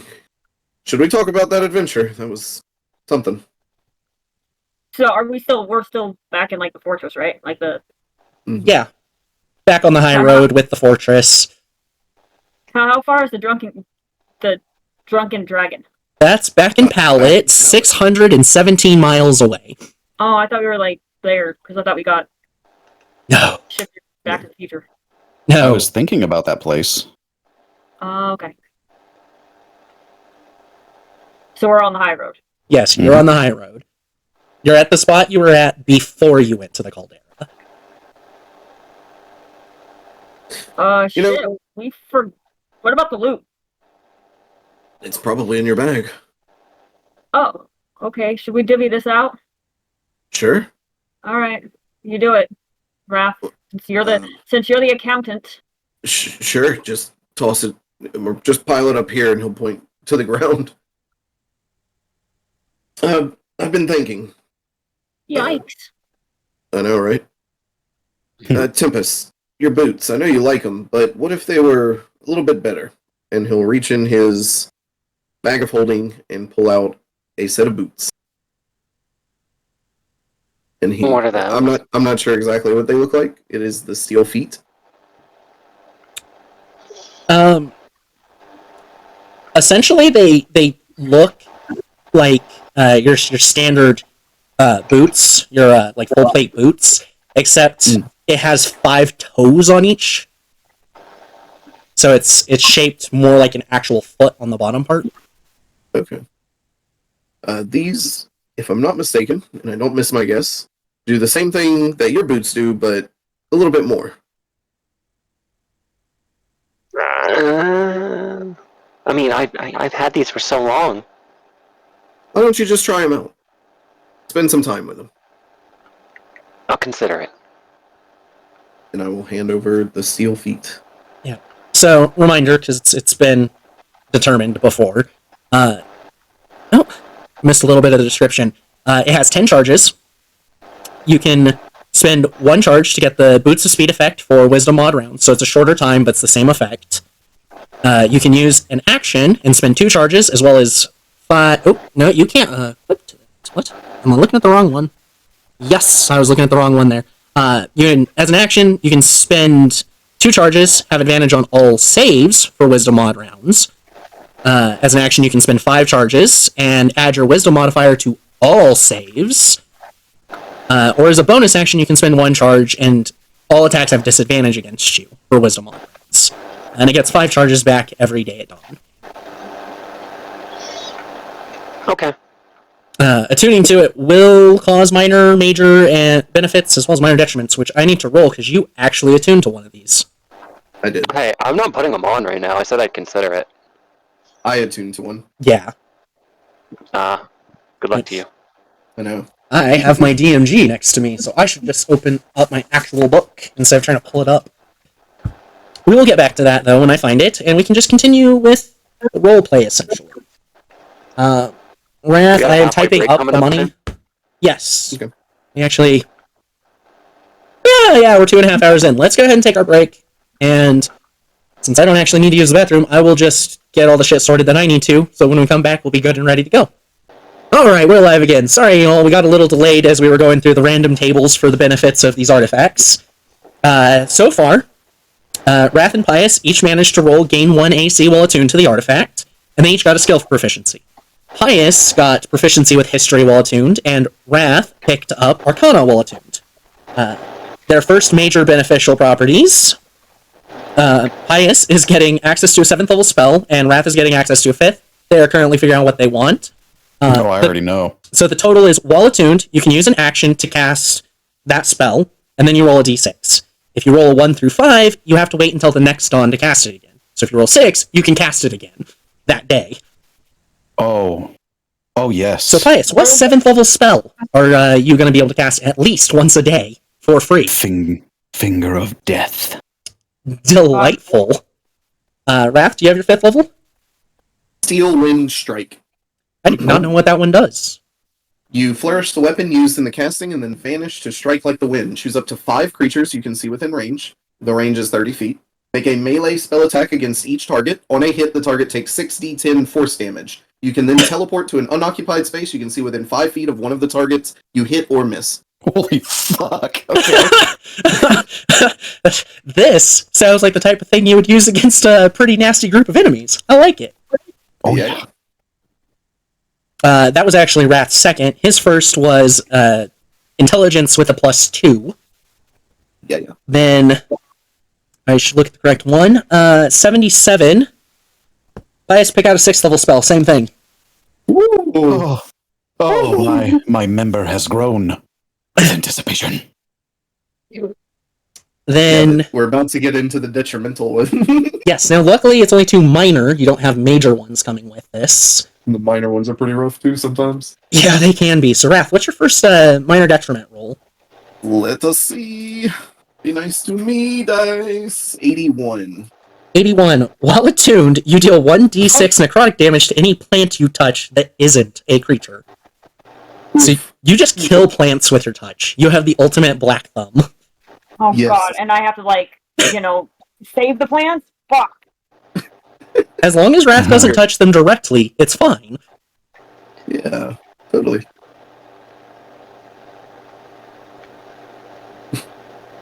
What'd you get, Pius? Let's see. So the first one's an 82, which is the same thing. You guys are getting a lot of the same rolls here, which is fucking wild. So, Pius, you kill plants with your touch, too. Oh my god, we're not gonna have any plant life. Oh well. Mind you, this includes things like if you tried to eat a salad, just fucking shrivels up and dies. It's a good thing I'm on a carnivore then. Yeah, I'm glad I don't have to eat. Yep. So. You picked your 6th? No. Maybe. I don't know. Oh, yeah. I don't always want to take, ridiculously powerful spells. I mean, it is supposed to be DM chooses, and I am giving you the luxury of choosing how you want. Yeah, really appreciate that. Damn. Yeah, fuck it. Disintegrate. Finger of Death and Disintegrate. Beautiful. Pius is now a walking war machine. Right? I'm gonna have to... Sure you walked away from him. I'm gonna have to start throwing larger groups, and they're gonna have better saves, and...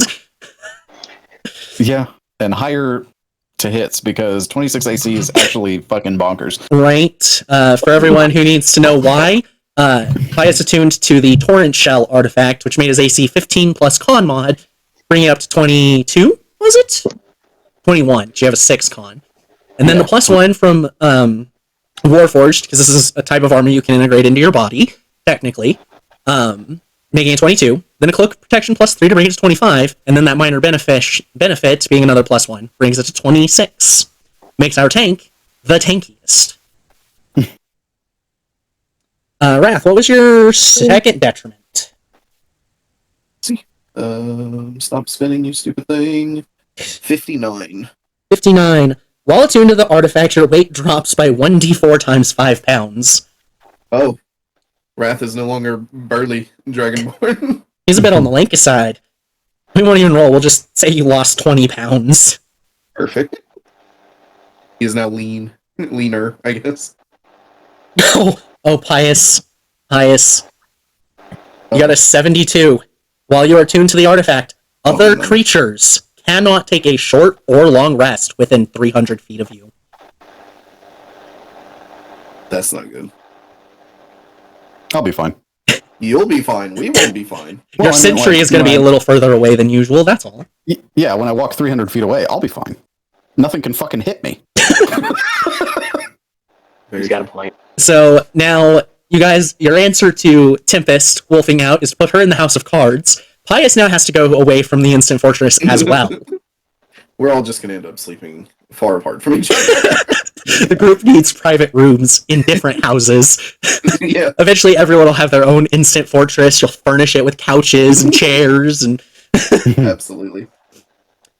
now, Tempest, you were offered those steel feet, and you've had some time out of game to think about it. Basically, Tempest time taking in game to process it. You've seen how these benefits and penalties can run. You want to attune to the steel feet, essentially an upgrade on your boots of speed. That was a decision I wasn't expecting to actually make tonight. You can choose to wait. That you're free to do that. That's But the whole, I'll get back to you on it. But we do have one more thing that started in the break to cover. Wrath offered Tempest a trade.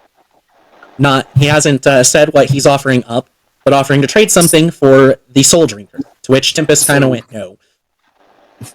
And the other person took over. Wrath pulls out the Torrent Claws. I'm positive you could make such good use with these. Much better than that dagger.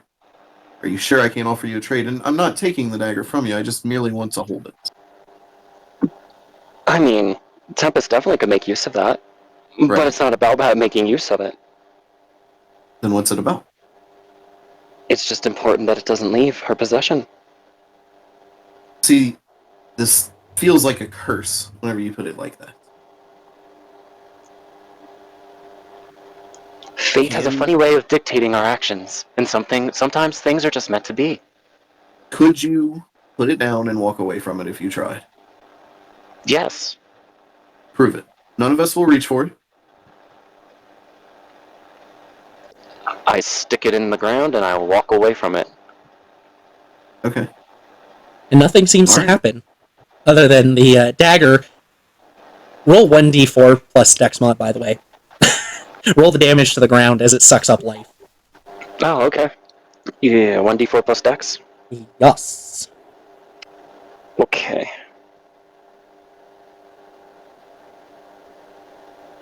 It's a 9. Roll a second one as well.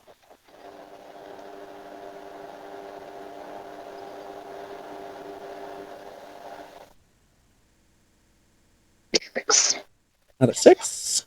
Okay.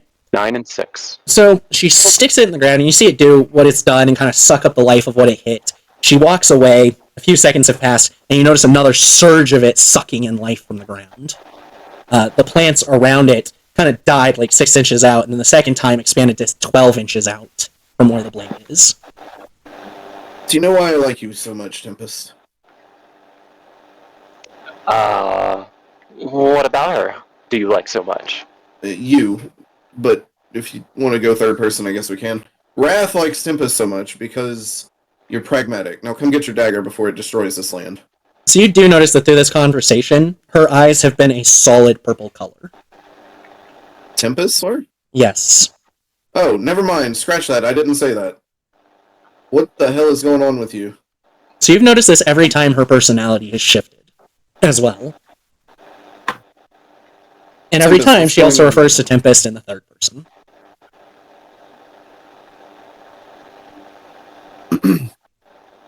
The voices may have gone silent for some of you, but not all of you have forgotten the voices that have joined you on this journey. And I look towards Pious.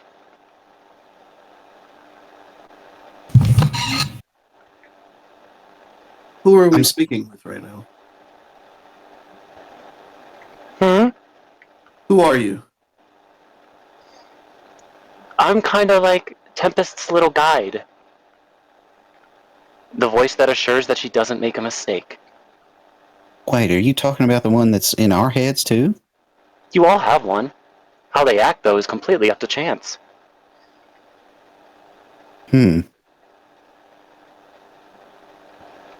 So, you just take control like that, or? I was asked to...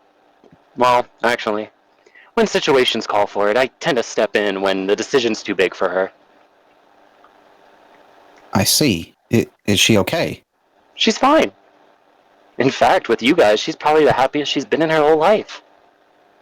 Well, in that just, she'd probably never tell us that, would she? No, knowing her, but she has her ways of showing it. I mean, damn, did you see that buffalo chicken? That freaked me out. Yeah. Well,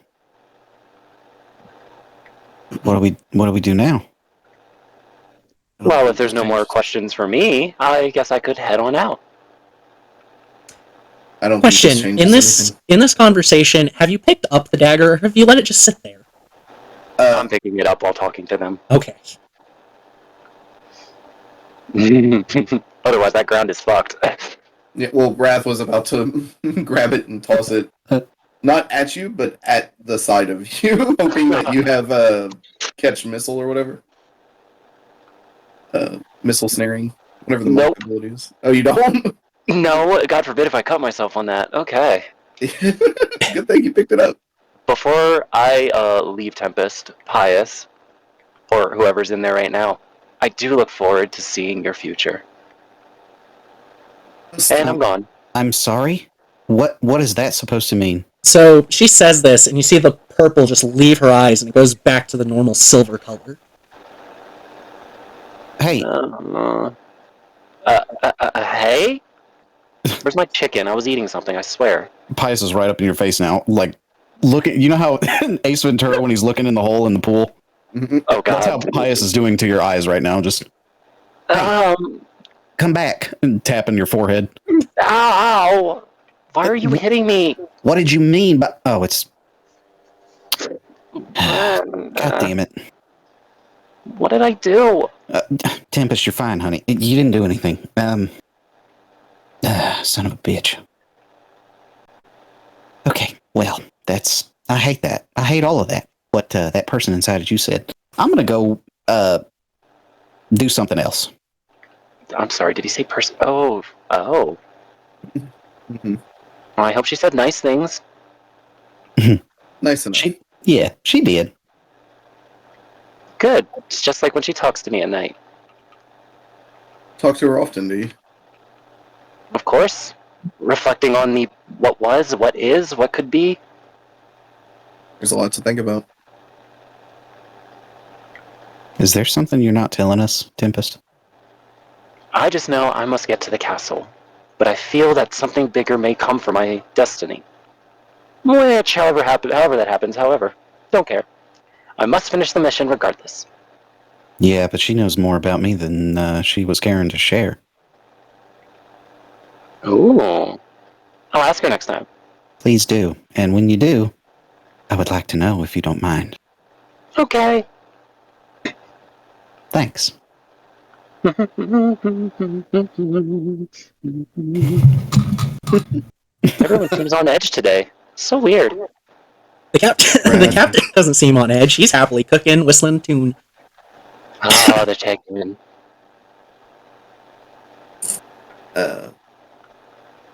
Wrath will excuse himself. Well, actually, no, never mind. He's just going to pull out his pipe of monsters and start puffing, and little bitty, like, Draco liches are flying around.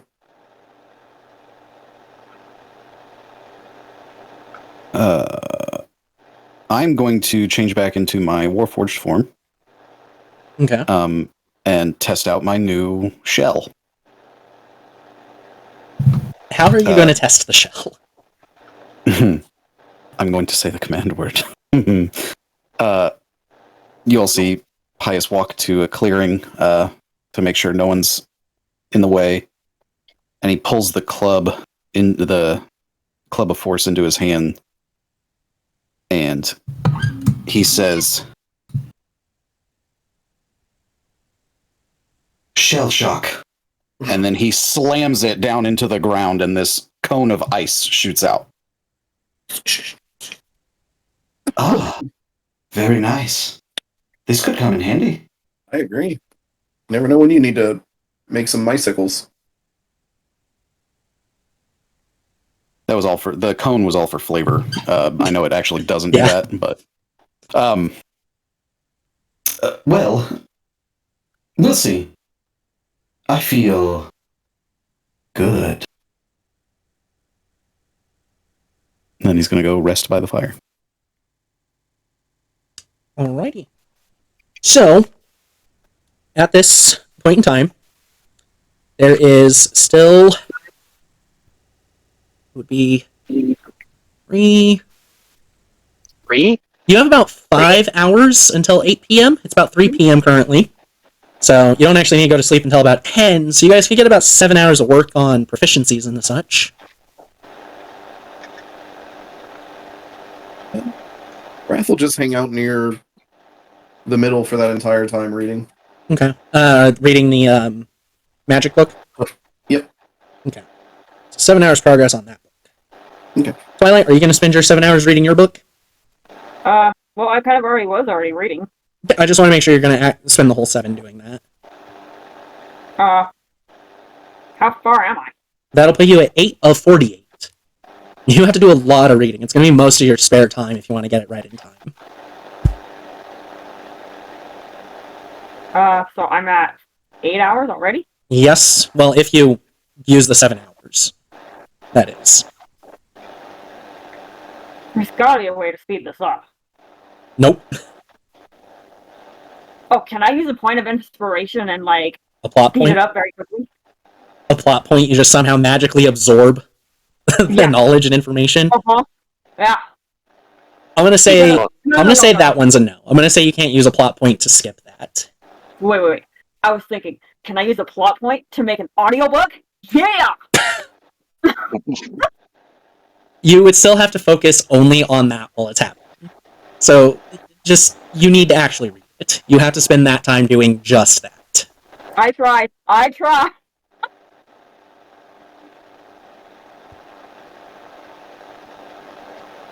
Yeah, I guess I'll read a little bit, and then if I get sidetracked, then I'll get sidetracked, but I'll try to read. Okay. Tempest, are you gonna do anything during 7 hours of downtime? I got some creative juices flowing. I don't know what these images in my head are, so I'm going to start drawing pictures. Are you Maybe gonna be people, working? I don't know. Are you gonna work on painter supplies proficiency, or just a random thing you're gonna do? Just random doodles, shitty doodles of people in my head. Okay. Fire away on that. Pius, how about you? You still have 24 and a half hours till that invocation.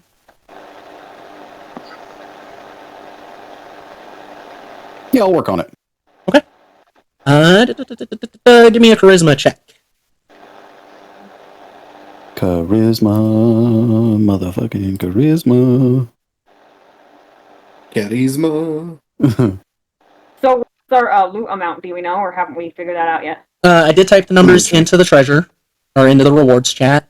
It's 790 platinum, 5,421 gold, 15,315 silver, 106,776 copper. As for the other things picked up, those were picked up by Wrath, and that was the swords. Which, Wrath, if you spend an amount of time on the identifying, they're all flame tongues. That's it. They're all what? Flame tongues. Essentially speak a command word, and it wreaths it in fire. Shitty versions of the artifact that was acquired.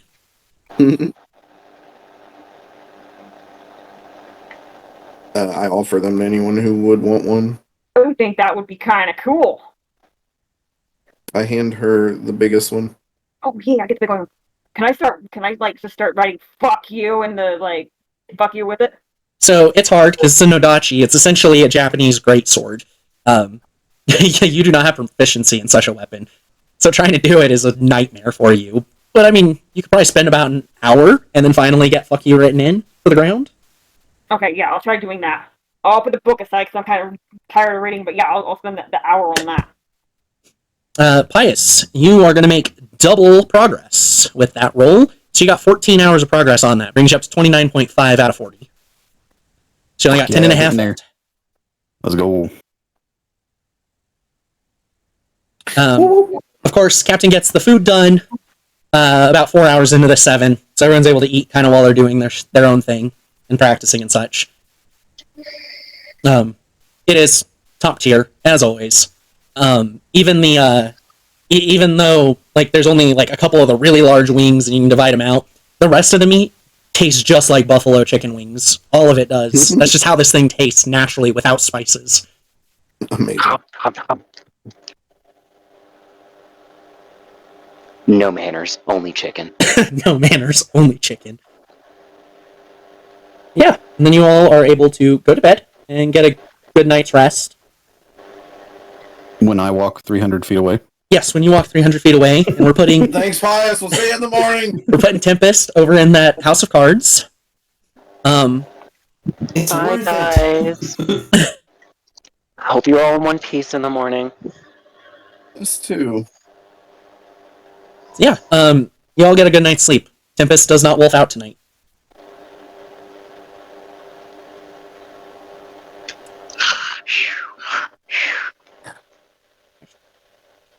Oh, we have less time. Wrath, you don't necessarily get a great night's sleep.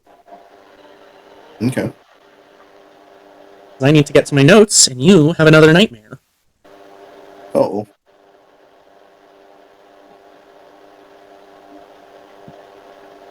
So you find yourself at the base of this tower of blocks yet again. And you can hear the slapping wet noise of tentacles down below. It seems to be closer than the other times you've started one of these nightmares. And the voice greets you again. Are you ready? I have a question. Is he dreaming this, or is this actually happening? It's a nightmare. And it's Lance that's experiencing it, not... Oh, okay. So, Yeah. Ready as I can be. When I don't know this is coming. You should really let me study one day. perhaps if you win the game. Of course, that does mean flawless victories on all the rounds to the end. Well, we'll see about that. What's the game tonight? Same as always. Just make your way to the top. Don't get knocked off along the way, though. And you do notice that there are a lot more sheep up this tower than there have been on previous nights.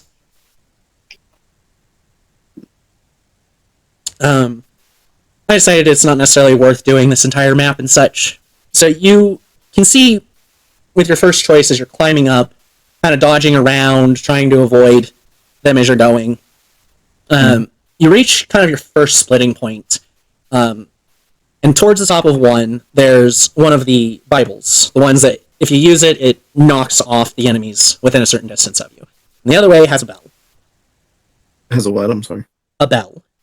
A bell. I'm trying to remember what the fuck the bell does. Maya, do you remember what the bell does? Doesn't it rain?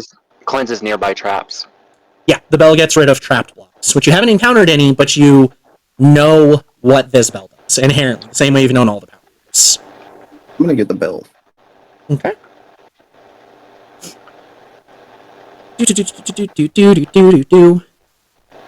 So, as you get the bell, you have this flashback to Wrath's earlier days still.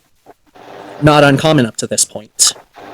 And kind of almost a, damn it, what's the word called? Montage, essentially, of Wrath moving from crew to crew.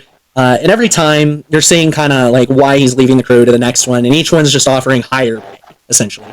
Wrath did most of his choice of leaving one crew for another, over just the promise of more money.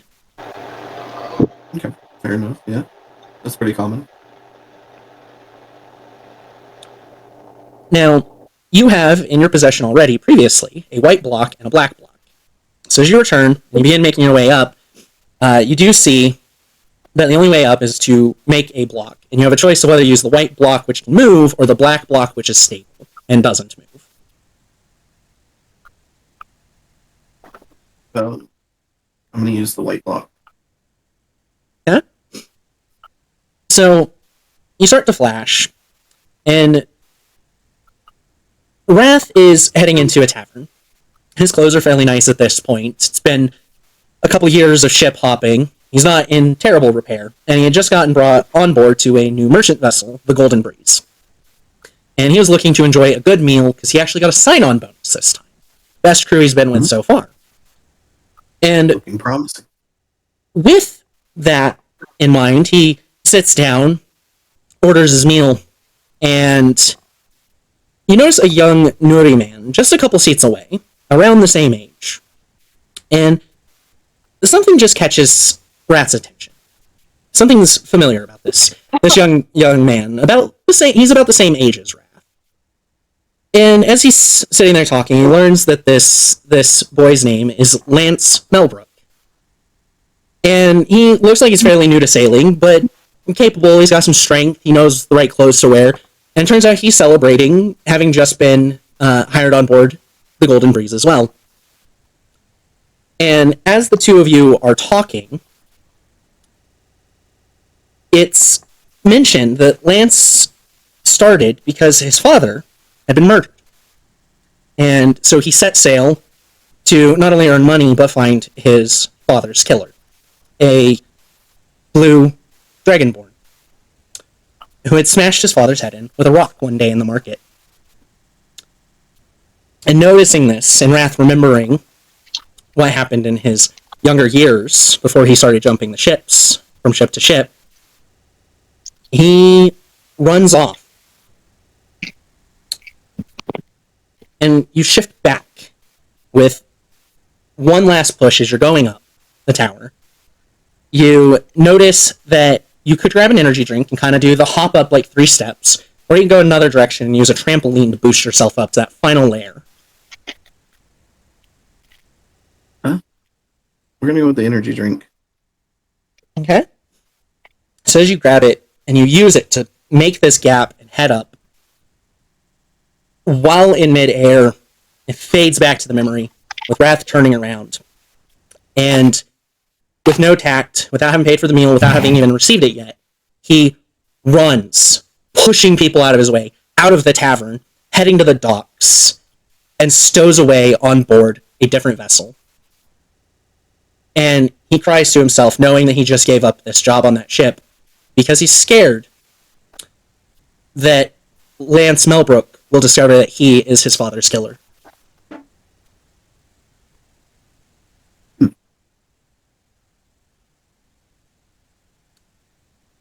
And you get back in as you land, and you go up, and you find yourself looking at that same confession booth.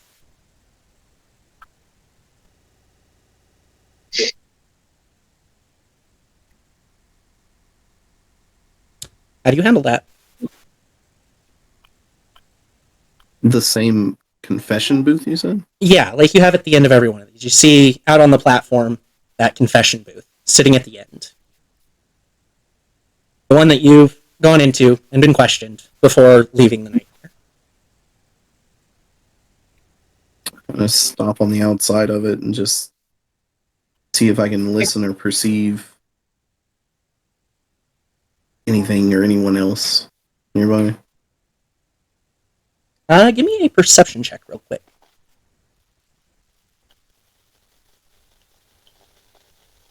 Ooh, 24.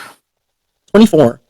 So you notice, over on the side where the priest would normally be, the one that you haven't entered, you're kind of listening in and you're trying to look through the paneled portion of it, and you can see enough into it. You see the silhouette of a man with a long, grizzled beard. And you can tell, even though you can't make out details of his face, necessarily his height, or even strong details about his clothes, you can tell he's dressed in pirate's attire.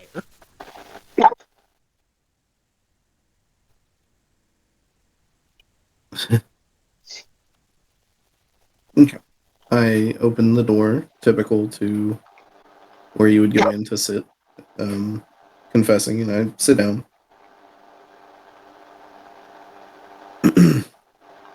So, You know, typically they say, "Bless me, Father, for I have sinned," when you walk in one of these. do you But- believe you sinned? Not this time. I. What? What were you always scared of, though? What always made you run from one point to another?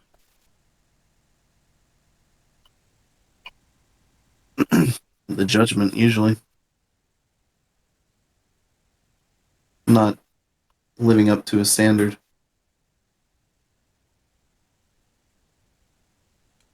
It's easy when you set them all high. So, you haven't really gotten a proper response any other time. You've gotten things like a sigh or a grunt, maybe a couple words, but this time, the voice gives you a real reply. I believe most of us can relate to that. And as it speaks, your side of the confession booth rises as it has before. Things go black. You wake up the next morning.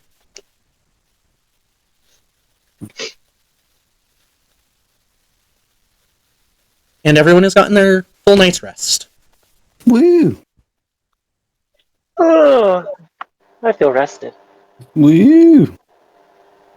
I wonder if I killed anyone last night. I should check. I'm gonna use my out of game since you already said that. I still want to go invisible. So you don't know that's going on is the biggest No, thing. no, but out of game, I'm trying to think because Star knows that it's going on, but Twilight doesn't. So I'm thinking, how can I relate that message to Twilight? Or if that's even possible. It's not, because you're just unaware of it. The you that exists in her head is in the world, not you at your computer. Alright. Fuck, I wish I could totally do that. Anyway, that was totally out of game.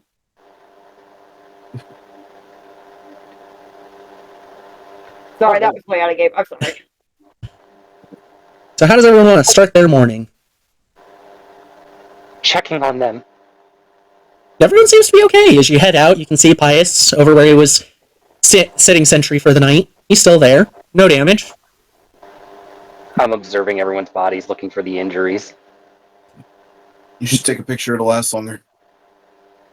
A picture? Mm-hmm. Alright, sit right there. Like these still images, right? Wait, what? Oh.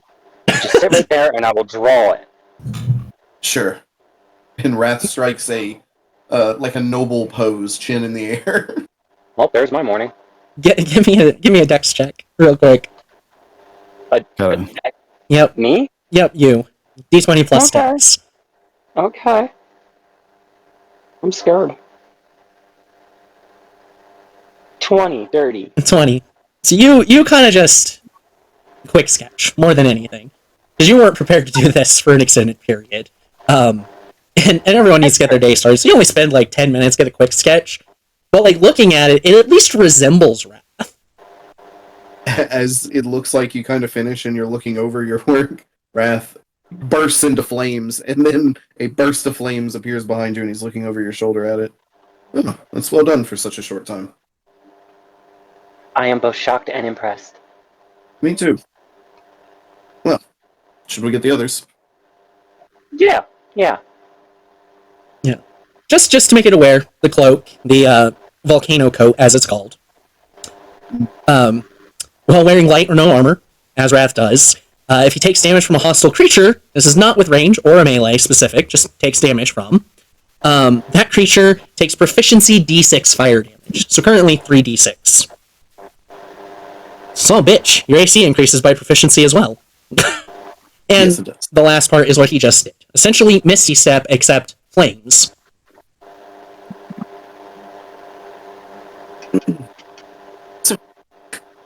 everybody ready to start the day? We have a road to travel again. So how does this like a sort of flame work? Can it just like cast? I can cast at any time. Oh, with the flame tongue? Yeah. I don't remember if that requires attunement or not. If it requires it, obviously you'll have to be attuned. But yeah, basically all you do is you say the command word and it bursts in flame. What was that? I thought that's what the hour was for that I took. You took an hour reading your book. That's what you said you were doing. Wrath was attuning. And then I got the sword, and I thought, oh, okay, well, I did something with it for an hour. You tried to write "fuck you" in the ground. That took you an hour. Oh, okay. But basically, it does require attunement. It does. While attuned, you just say the command word, and suddenly the blade is on fire. And then things you hit take the damage from the weapon as well as from the fire. Okay. This is a weapon you do not know how to use properly. So expect it to be very difficult to hit things with it. That's fine. There were leftovers. Captain cooked up extra portions of the buffalo chicken. So they just need to be warmed up. Oh, I got this. No, I actually kind of don't. I don't have any control flames or anything. Never mind. We start a fire. That's easy enough since bonfire. Captain's got that covered. Oh, yeah. Yeah, so you're able to get yourselves all together and everything, and about 8 a.m. you're ready to leave for the day. All right, back on the road, y'all. It's been a minute. Twilight, give me a D100. 1D100. 1D100? Yep. So it's 1 explanation roll. No, it's 1 X. XP. Yeah. 100? Yeah. All right. As you begin traveling, the clouds kind of roll in, and a light snow starts. If you use Druidcraft, the snow is going to last for about 6 hours and lay 4 inches of snow. But it's just kind of a light snow as a whole.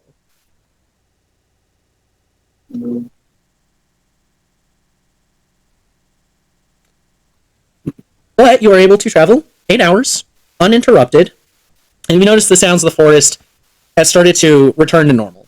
It sounds like there are actually animals away from the high road, not just around it. So whatever kept the animals acting weird back there isn't going on up here.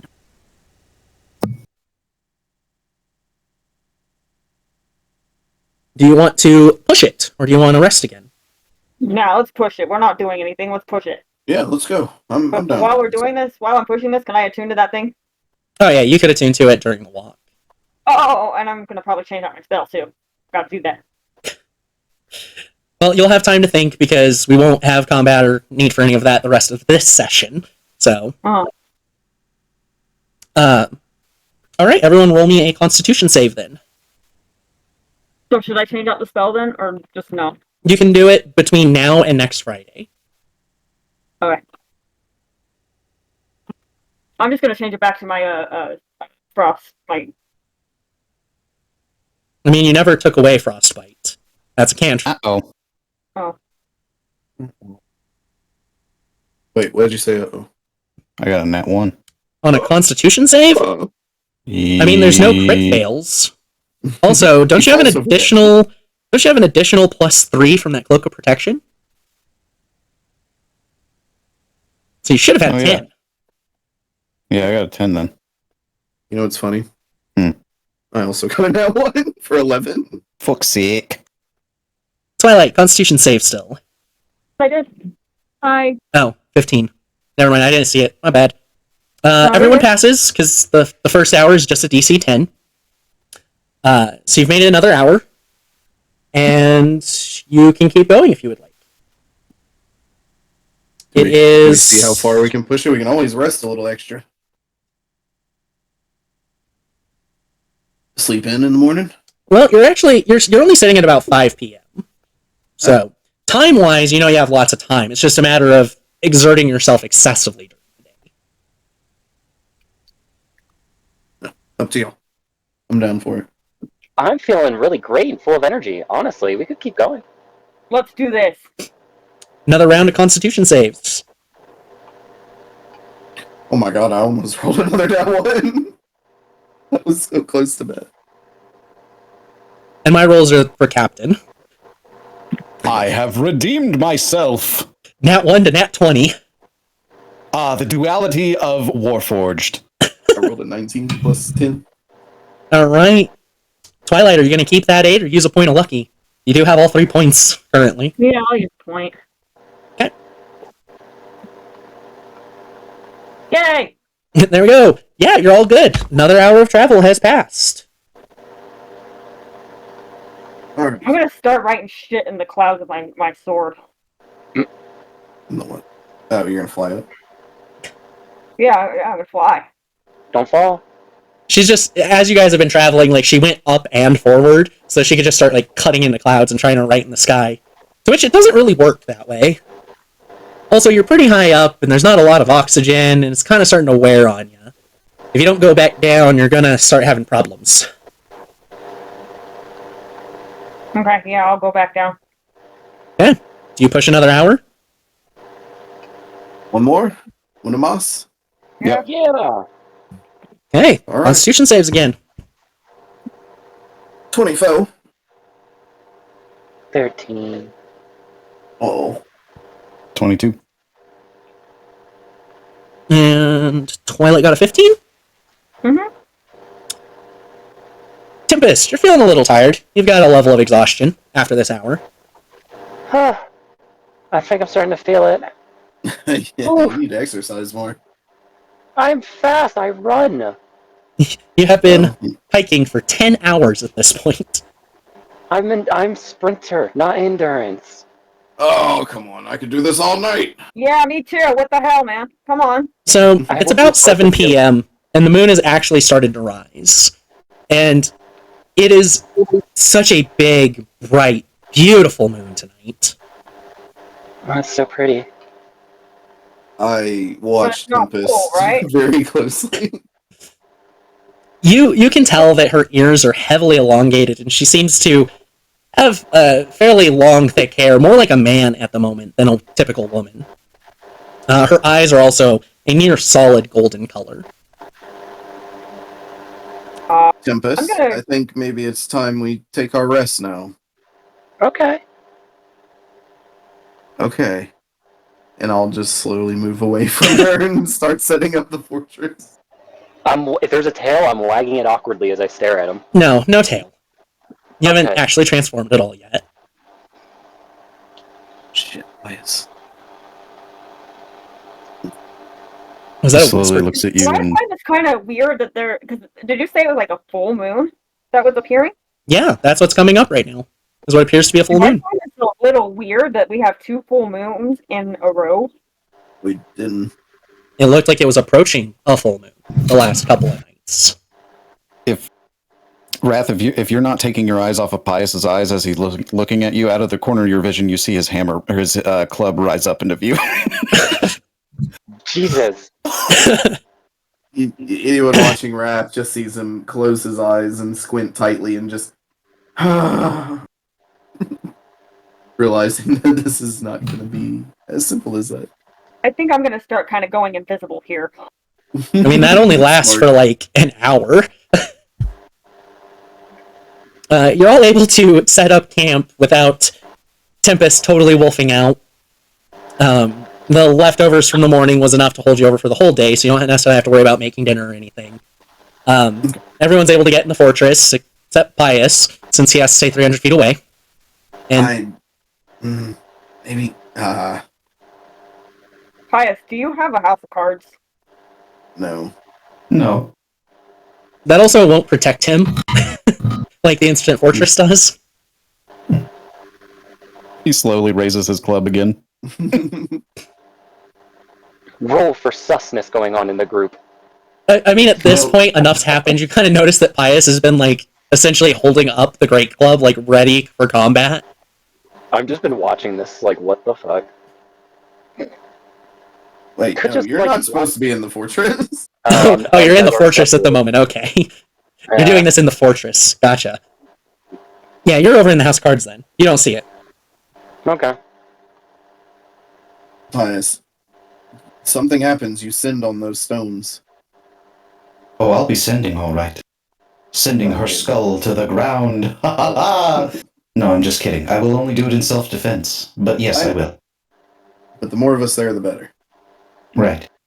Alright. So, are we not allowed? So, when we're around Pius, we're not allowed to take a short rest? But can we sleep? No, you can't take any rest.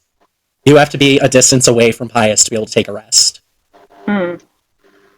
Like, essentially, like when you try to sleep, just closing your eyes and trying to fall into sleep, you're overcome with the most vivid of thoughts, with the like howls and shrieks of pain, as if thousands of people are being slaughtered in the middle of a massive battle, and you can feel something tentacle-like crawling up your body while your eyes are closed.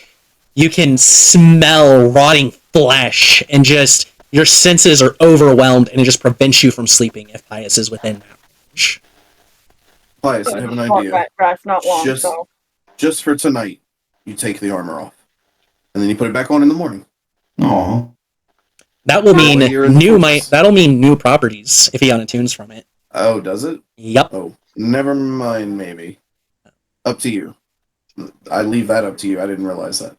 You said 3 feet, right? 300. But my new spells. No, yeah. I understand. Just be careful. I will. Maybe I'll dig a hole and just pop my head out or something. That would be pretty funny, actually. Twilight can help you dig that hole. Way around. Let me try. I want to help. Can we dig the hole? Basically, as he breaks it up and makes it loose, you can mold earth and just pull it out. Yeah, can we do that, please? Sure, follow me. I picked a spot out 300 feet away. I get to bury Pius. I get to bury Pius. I feel bad. It's like one of those situations where it's like, get rid of the leper. Get the leper out of here. What? It's okay. I would rather be a demigod Buried than alive. sleep next to you all. I'm sorry, but it is a sacrifice I must make to personally be happy. He's gonna get buried alive. Well, I don't need to breathe. Also, be careful. I have new magic, Twilight. So do I. I'm gonna bury you. I'm going to kill you one of these days. So everyone's got themselves all prepared, where they're going to be, how they're going to be. And everyone lays down. You all fall asleep. And Pius, you're completely aware of the time and such. About, what would it be, 5 hours into your rest? At the peak of the night, at midnight, you see Tempest, full werewolf, walk out of the House of Cards towards the Instant Fortress. She lets out a loud howl that just echoes around you. And everyone, this howl wakes you up.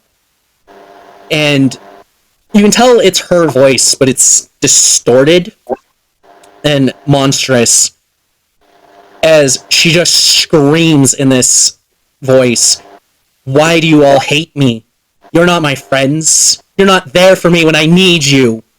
And you hear this slam into the side of the wall, and Pius, you see her as she takes her claws down into the wall, and she tears a chunk of it out. You couldn't get in here. What? Sorry, I just woke up. So, that you're aware of what's going on, I double-checked the Instant Fortress, and damage can be dealt with to it with magical attacks. Mm-hmm. She has an item back from the Halloween special that makes her unarmed strikes magical and deal an extra 1d10 while shape changed. Oh dear. I definitely need that. Oh dear, oh dear. Oh dear, oh dear. Sending stone. Is that what we hear? Sending stone. And you all heard the howl, you heard the scream, and then you heard the slam into the wall. And that is where we will end session tonight. Alright then. Everyone, thank you for joining us tonight. It's been wonderful. We will be back next week to see how this Werewolf Tempest situation plays out. And as always, I love you! Bye bye, Kupo! We love you all. Goodbye.